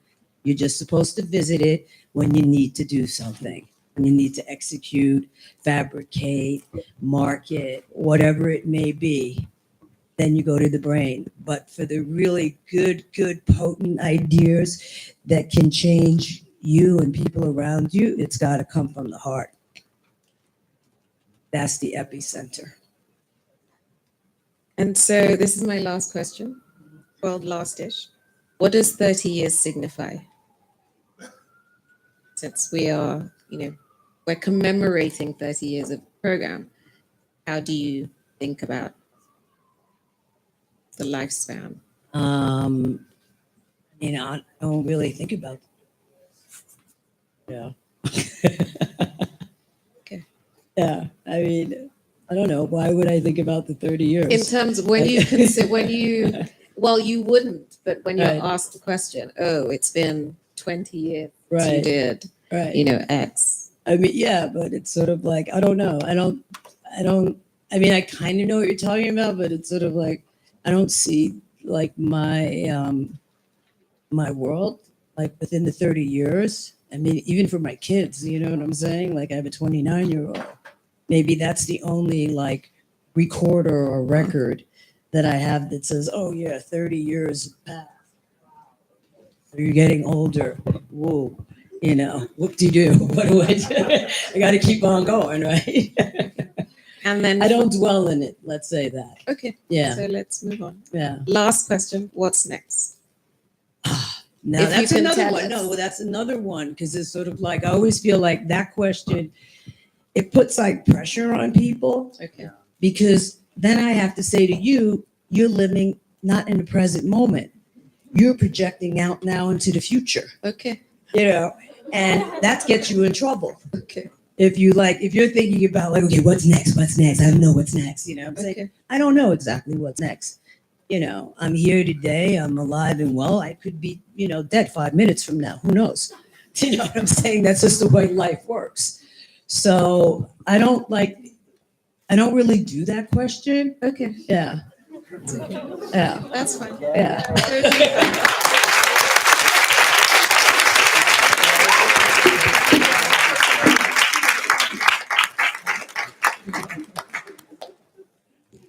Question?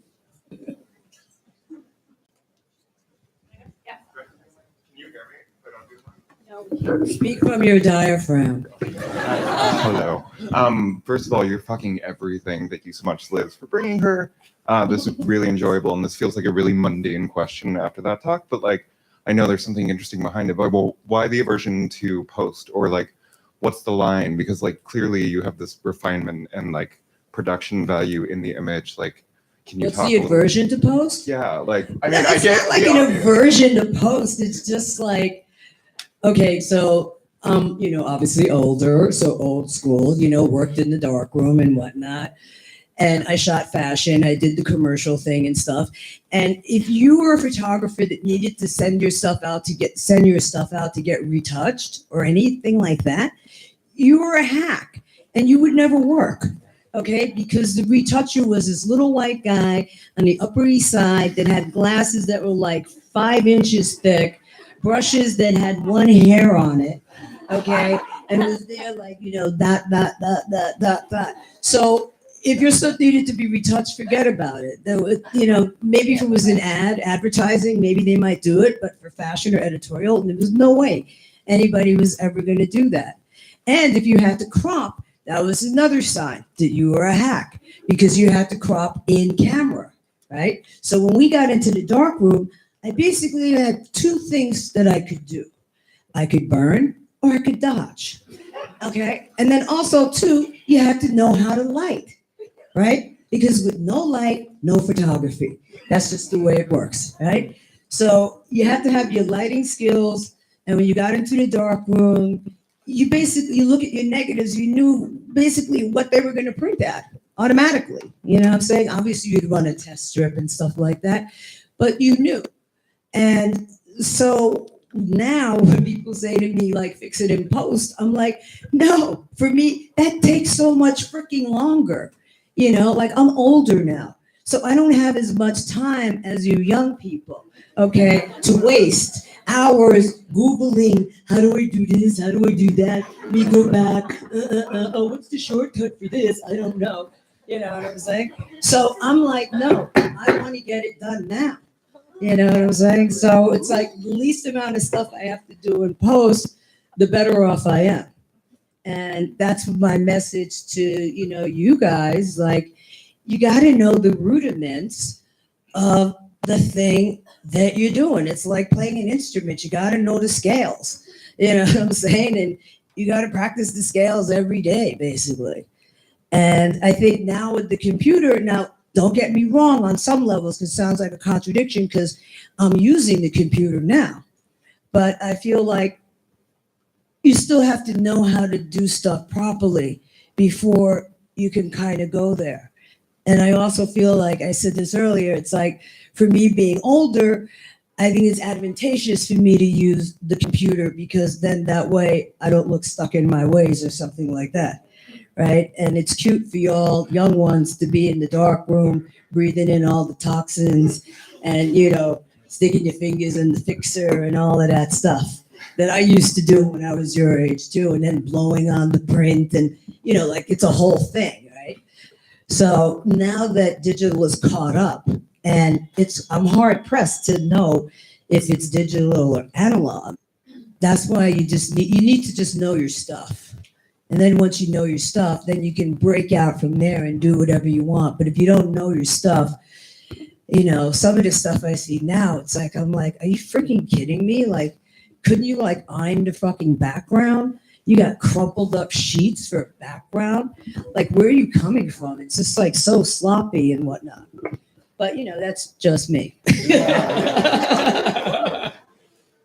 I had a question about your moving away from the word problem. Because when I think about your work, especially your earlier work, I think about the problem of representation, you know, whether it was as a woman or as an African American, or the problem of situating yourself within this art history.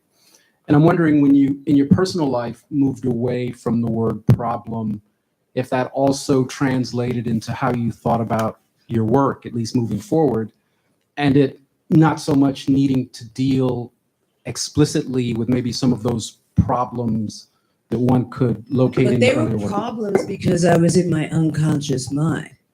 That's where I think they manifested as problems. But once I think you become conscious, then the word becomes problematic and then the word needs to be removed, I believe. So it's like, yeah, back then, yeah, there were problems. You know what I'm saying? But now I have, like, I think a higher understanding that there are no problems, really. And I go back to situation or challenge. It's like saying, you know, to yourself, like, I can't, you know, or I need, you know, all of these, like, I hope is another one. These are all words that I feel that don't necessarily help you progress in a lot of ways, even though hope was like the big one around Obama's campaign. But that kind of pissed me off because I'm like, what are you saying, man? Like, you're just kind of perpetuating this helplessness of like, you had nothing before, you have nothing now, and you ain't ever gonna have anything because you're sitting up here just hoping for some stuff. You know, I'm like, no, it's like, let's do it. Let's do it now. And did your moving away from those words translate, or how did it translate into how It you thought about translated into this new work, for sure.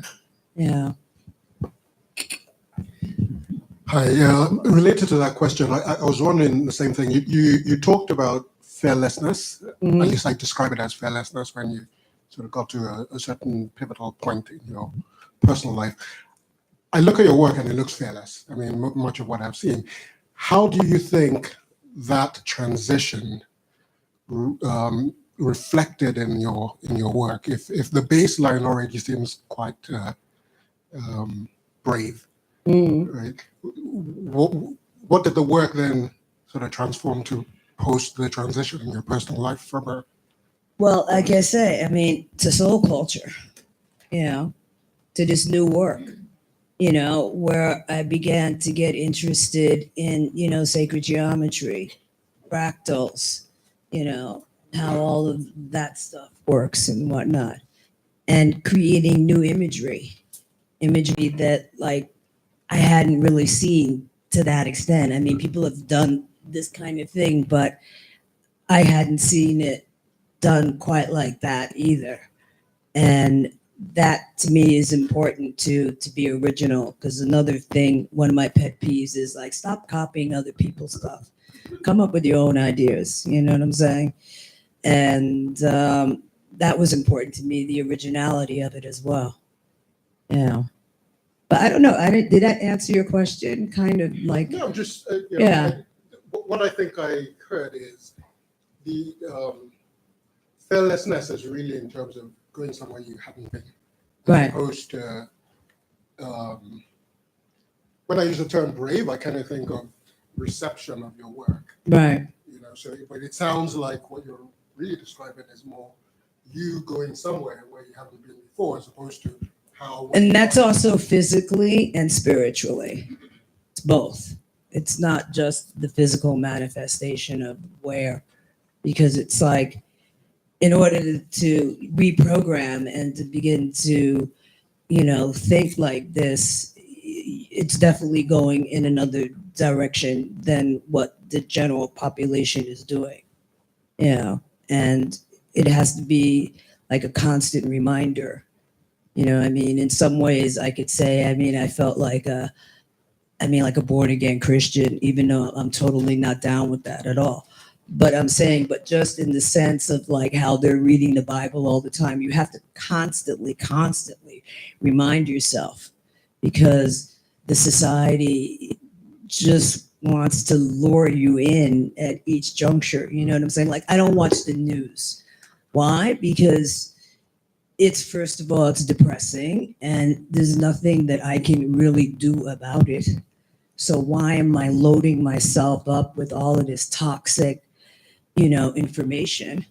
You know, I don't watch Empire. I don't watch shows that undermine other people, where people are being killed and this, that, and the next thing. So I'm really limited to like only your home improvement channels and stuff like that. So yeah, exactly. It's like, it's, you know, it's very narrow, because you've got 500 stations. Every station, somebody's being shot, blown up, heads ripped off, all kinds of madness. But that's madness, and it's toxic. And I try to avoid all toxicity at all costs. This juncture. Yes. Yes. What was the, so I read that Darwin Bay's book, and Harlem on my mind was the thing that was the turning point for him to realize he wanted to get into photography. So what was that turning point for you? And my second question is, have you thought about doing your own retrospective? Well, yeah. I mean, I have, but they're expensive. So you need backers for the retrospective. I mean, I was talking to somebody, I was talking to Chuck Close, and he was like, you need like at least 200,000, like, you know, number to like get that going. In terms of a book or something that inspired me, well, I always wanted to be a photographer. I wanted to be a fashion photographer. I saw myself as Avedon or Penn, sure, you know, but doing it my way. But I respected Avedon's like early work, you know, with the circus and, you know, the elephants and all that stuff that he did fashion wise. So I'd say that was my my jump off point. And then I did fashion for 10 years. And then it wasn't until like I had my first kid that I realized that I didn't want to do fashion anymore, because it was kind of superficial. And, you know, in my 20s, I could talk about a pair of shoes for 20 minutes and, you know, feel really fulfilled about that conversation. But as I started to hit 30, it was sort of like, are you kidding me? Like, that's like, whatever. Like, you don't need to do that. And that's actually when I decided, well, there's two stories. One is a pivotal moment. I was at Jerry's, which was a restaurant bar that used to be down in Soho on Prince Street. And I used to do a lot of the New York Times ads and stuff like that. And I was with like a bunch of people from the Times and Ellen Von Ruthen and like a whole bunch of folks. And we're all sitting and talking about, superficial fashion. And at one point I say to them, I go, today is like an amazing day. This is the day that Nelson Mandela got released from prison after spending 26 years there, for his beliefs and this and that. And I'm going off. And they all turned to me and they said, Donald and Ivana are getting a divorce. And that was what was on the front page of the Post and the Daily News on that day, too. And I was just like, oh my God, like this is like rock bottom, you know what I'm saying? It's like, I can't do this anymore. And then I started thinking about like, what's my legacy? Like, what do I show my children? I'm going to show them some dried up fashion photographs, from like 30, 25 years ago, and I'm going, oh, I shot Iman and I shot this one and Joan Severance. And they're going to be like, they're all old bitches now anyway. So I was like, we don't care. And I'm like, this is not good. Like, what's my legacy? So in that moment, I sort of decided that, and also too at that time, nobody was interested in your personal work. It wasn't like you could go to them and say, hi, I have 10,000 or 30,000 followers on Instagram. Why don't you give me a show?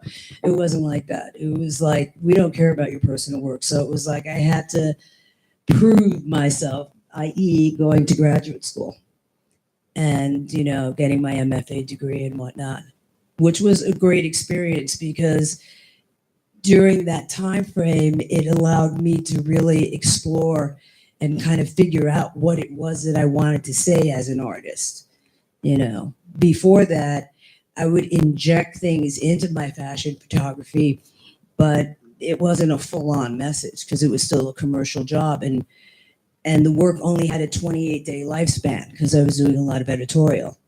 So that was that.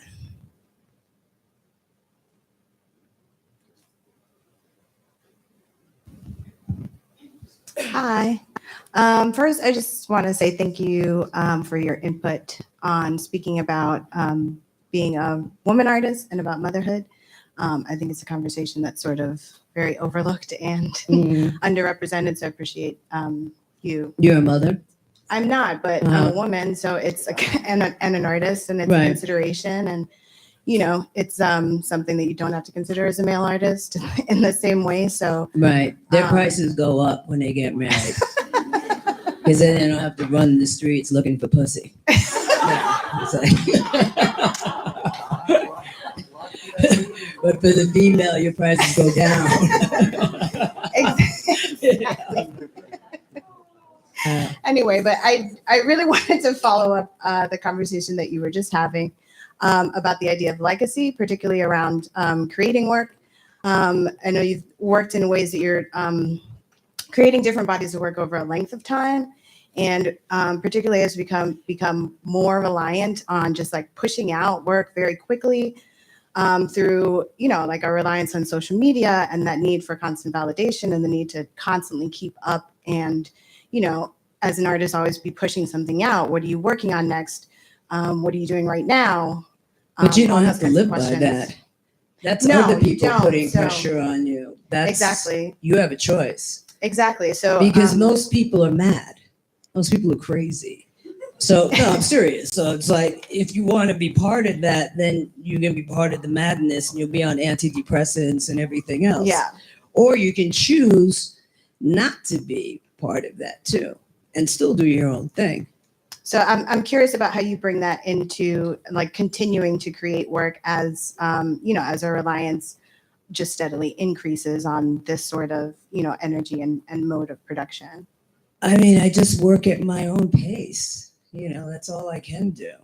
I mean, yeah, I post on Instagram and stuff because, now I'm sort of like forced to have like some sort of presence. I just did the New Yorker photo thing a couple of weeks ago, and that was cool.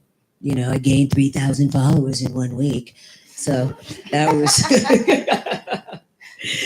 that was like fun. But it's just because it's like for me, just because it's there and I'm an artist, and I think as an artist, you have to make sure people see the work.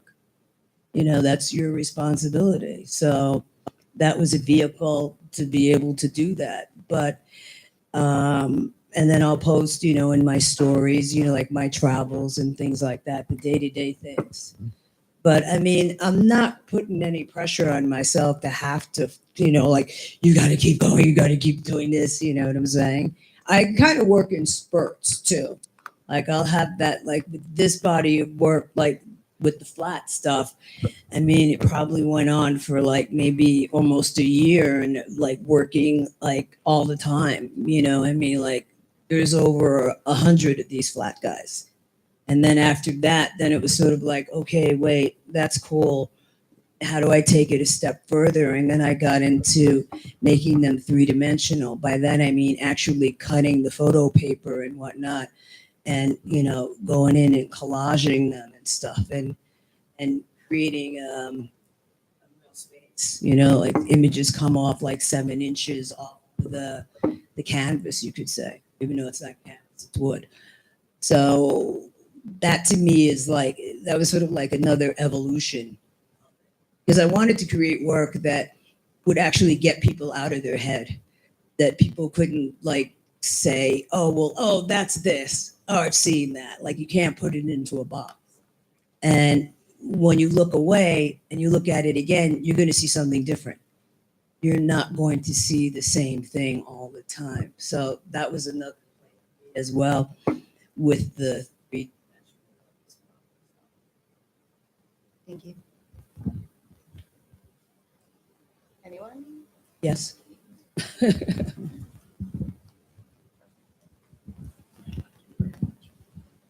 Once you figured out the idea of there not being any more problems and coming back to the city and moving around and having all this madness around you with the news and all that, did you also have to figure out a new way to generate the energy to keep that stuff at bay? Or is it like going back surfing? Does it help with that? Well, I mean, yeah, surfing definitely helps because surfing's like a one-shot deal.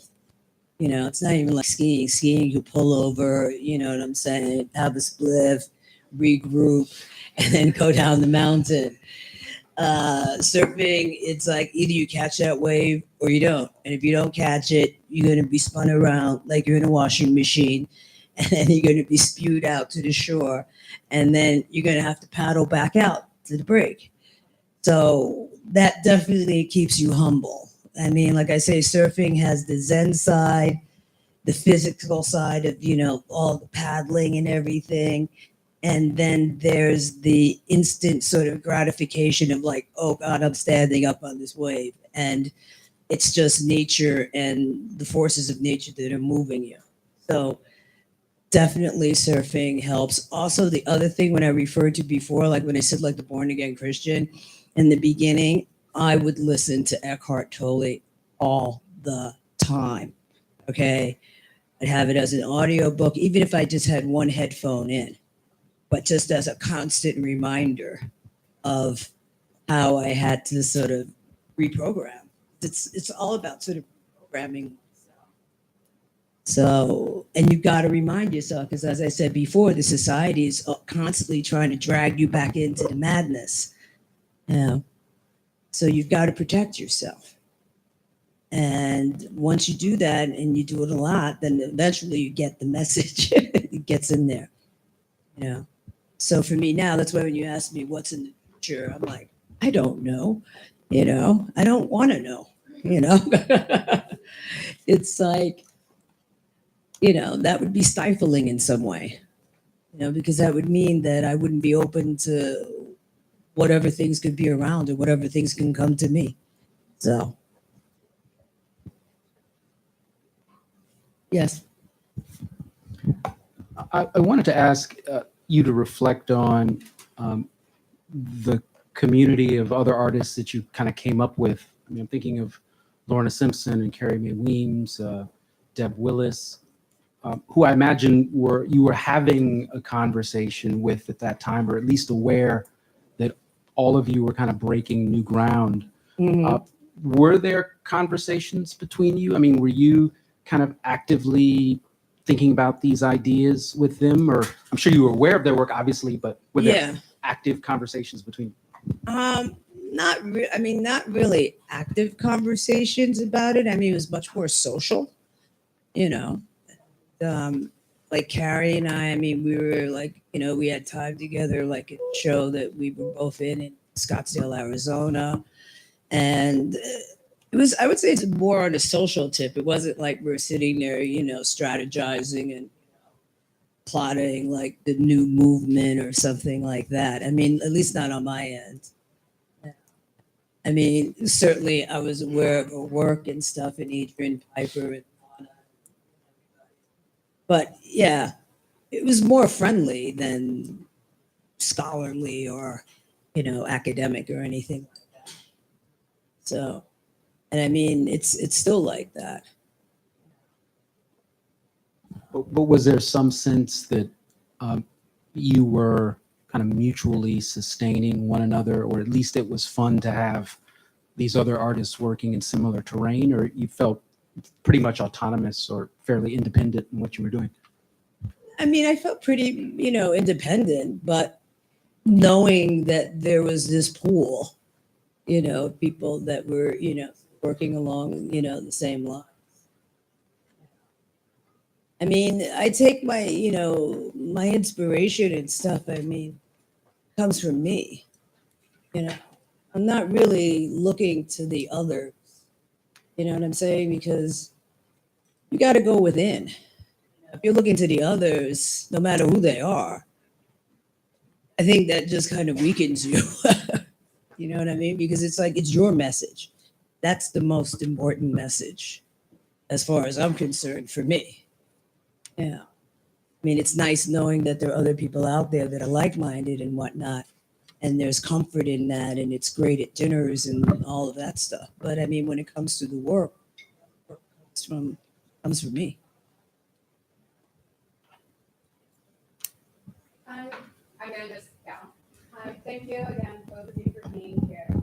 I'm a little curious as to hear you speak about what you feel like the relationship is between the artists and institutions in relation to what you were talking before about sort of separating yourself from toxicity. Did you think to some extent like an institution is responsible for equity, inclusion, sustainability in order to combat that? They have to know what's going on, the positive and the negative. So I'm wondering what you think the artist and role is in terms of responsibly creating work. I mean, again, I go back. I mean, like, I can tell you when I was in the Whitney program, they loaded us up with a lot of theory. Okay. Which I will be honest, I didn't understand 99% of it. I felt like these people were speaking in tongues. Okay. They use words that are like not in a dictionary. And, you know, at one point made me feel like I was stupid. I was like, holy shit, like, I don't know anything. This is crazy. And then I realized, like, years later, I said, wow, these people were obviously seriously depressed because they had to alienate everybody and create this little mono cell of a world for themselves where they all spoke in the same tongue and everybody could go, wow, you're so smart, because we don't understand a word of what you're saying. Okay. I can remember being at the Whitney program. I will not mention the artist, but she came in and she spoke for an hour, like all this, you know, paradigms and this and that and yada, yada, yada, yada, yada. And then she showed the work and she was doing these shopping bags. And was talking about, you know, consumerism and stuff. And they were the ugliest things you've ever seen. You know, I was like, look, can we just go to Barney's or Bendel's? I mean, you find like far superior shopping bags, you know. And this woman just went on about it. And it was just like, this is amazing. That in itself for me was the art. was to be able to talk about nothing for an hour and then show something that was so ugly.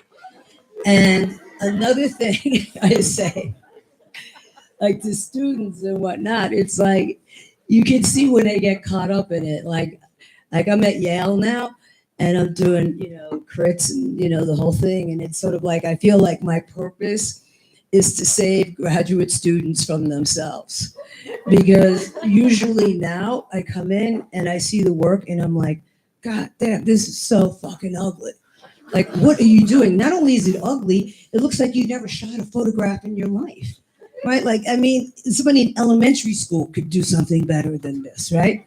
And then I have to say to them, I say, okay, because, I don't want to be judgmental, but I say to them, let me see the work that you applied to the school to get in, like, let me see that work.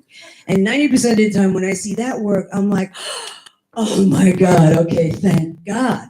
Look, you have talent. Look, this is great. Look at the lighting you use. Look at the message that you're trying to put out there. And look at this crap you just showed me. Like, what happened to you? Like, what's wrong? And that's when I say to them, like, don't get caught up into all these other people's words, because it's screwing you up and you're making ugly stuff and it's not cute, and they feel so liberated after that because nobody ever says it to them like that. You know what I'm saying? Everybody's running around pretending like they understand all of this stuff and really nobody does. So I'm here to tell you, just take it with a grain of salt, that stuff. Sounds good in, the artist statement and so on and so forth. But that's it. Don't live by that creed.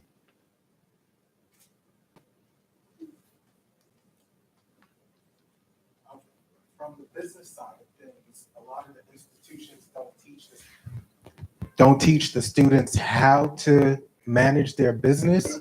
Is there any insights that you could share on that? Well, I happen to be a product of that. Like when I was in school. Like when I was in school, like I would say to you, especially coming out of the commercial industry of fashion, being in grad school and stuff, I felt there was no competition. You know what I'm saying? Because everybody just did what they needed to do. Like, I can't do what you do. You can't do what I do. So there wasn't this competition thing going on. Now you've got a competition thing going on about who's making more money, who has more followers, who's doing, hotel projects, who's doing this, who's doing that, and stuff like that. I'll be honest, I'm not like the business entrepreneur person, of the century, far from it. But I do all I do is basically just do the work. I mean, to be honest. But that's not to say that if you have entrepreneurial skills and or know somebody that you're close to, that you should not be exploring all of those too. Yeah. I mean, I could definitely do more, like sort of like on a commercial sort of tip, you know what I'm saying? But I don't know, it's not really my mindset. But I mean, I have friends that are like cleaning up, like Candy Wiley or Derek Adams, McLean and those guys. I mean, they came after me, but they got that business sense thing down to a science, And I like kind of look at them and I'm like, yeah, okay, that's cool. I want to do that too. But it's not really my sensibility, I would say. But I mean, I think it's great, if you can balance the two. And it's true, in graduate school, they don't teach you anything about making money. I mean, I think now maybe there might be changes to the curriculum where they're going to have to. But I know when I was in school, I mean, that wasn't even, in fact, it was like, when I was in school, it was like, if you talked about money, ooh, that was like evil. Because you were around a lot of people that had like trust funds. So they didn't have to think about money. So it's like if you were talking about money, it was like almost sleazy, But now that has changed, 360 degrees. So.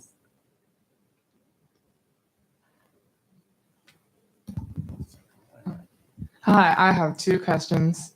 The first question is how you face the situation that your work didn't appreciate by others, your personal work, I mean, after you get tired of commercial work.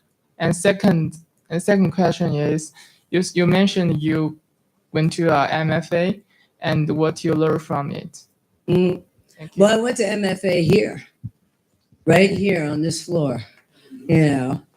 And I think I mentioned it earlier. What I got from it was I got the space and the time to be able to explore and sort of figure out what it was that I really wanted to do. That before that, when I was doing fashion, I mean, that message was not as concrete as it became in graduate school. Like I say to people, like your first year of graduate school or the first semester, like flounder, do whatever you want to do, experiment, but by the beginning of the second year, you better know what you want to do, because basically, in my opinion, you want to be able to graduate with a body of work and be ready to have your one woman or one man show when you're done upon completion. And that was sort of my goal at that time, after I found the direction that I wanted to go in. And also, but my personal, it was like, also, like, I'd never really experienced like full on like racism, which sounds hard to believe, but it's true. And it wasn't until I was in grad school that I had an incident where it became very clear to me. And that was a very pivotal moment also for me, where I was just like, okay, bang, this is what I need to do. This is what I need to say. This is how I need to change things. So from race to motherhood to anything, my life situation and with my work, I would say it's been somewhat reactionary. You know, like my Rajay series, which is a superhero series, you know, comes out of a lack of Black superheroes. And, you know, at the time I had children that were into Power Rangers and all of that. And my life has sort of progressed along that timeline. So. Thank you. Question. With the work around fractals, just wondering, are there specific kind of replication algorithms that you generate? No. No. No. How does it go? It just comes about. I mean, I'll be honest. I mean, I work with the computer, but I do have a young person there who knows the shortcuts, who knows how to liquefy. You know, I just say to them, hey, let's do this. And they know how to do it, you know. So I sit there and I tell her what to do. And then we try things. And then we see if things work. And if they work, then I use them. You know, but there is no plan. And that's where the joy comes from, that there isn't a plan. You know, I mean, that's what makes me happy. Like when I finish creating like a piece, like where I'm like, oh my God, like, you know, I don't know where it's coming from. And on some level, I don't have to know where it's coming from, but it's coming, and they were coming a lot. So it was like, it was really good, you know, but no, I couldn't be locked into an algorithm or anything like that. That would be just like heinous. And I mean, everything that you see there too, just FYI, is a human body. And everything you see there is shot by me too. I mean, no offense to you people that like to appropriate other people's stuff, but I don't. So everything is mine. Are they models or are they people you know? Both.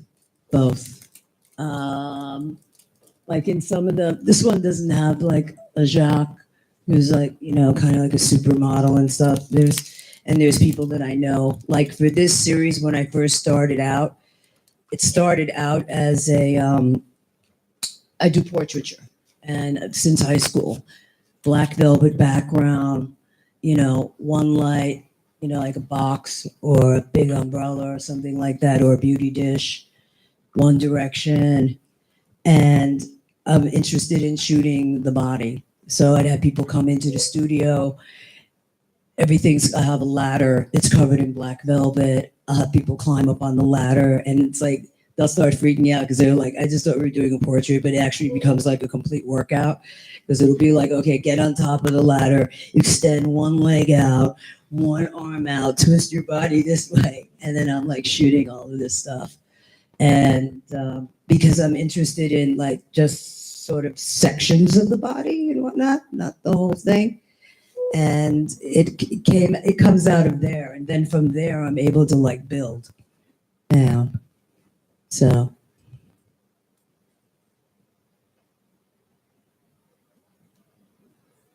Is that it? Are we done here? Okay.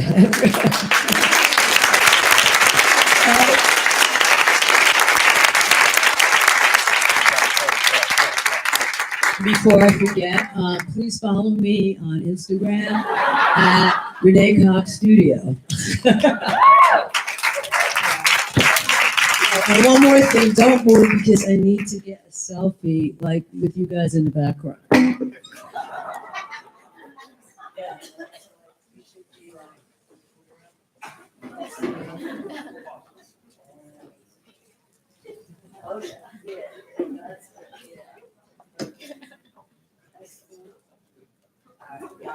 Thank you so much.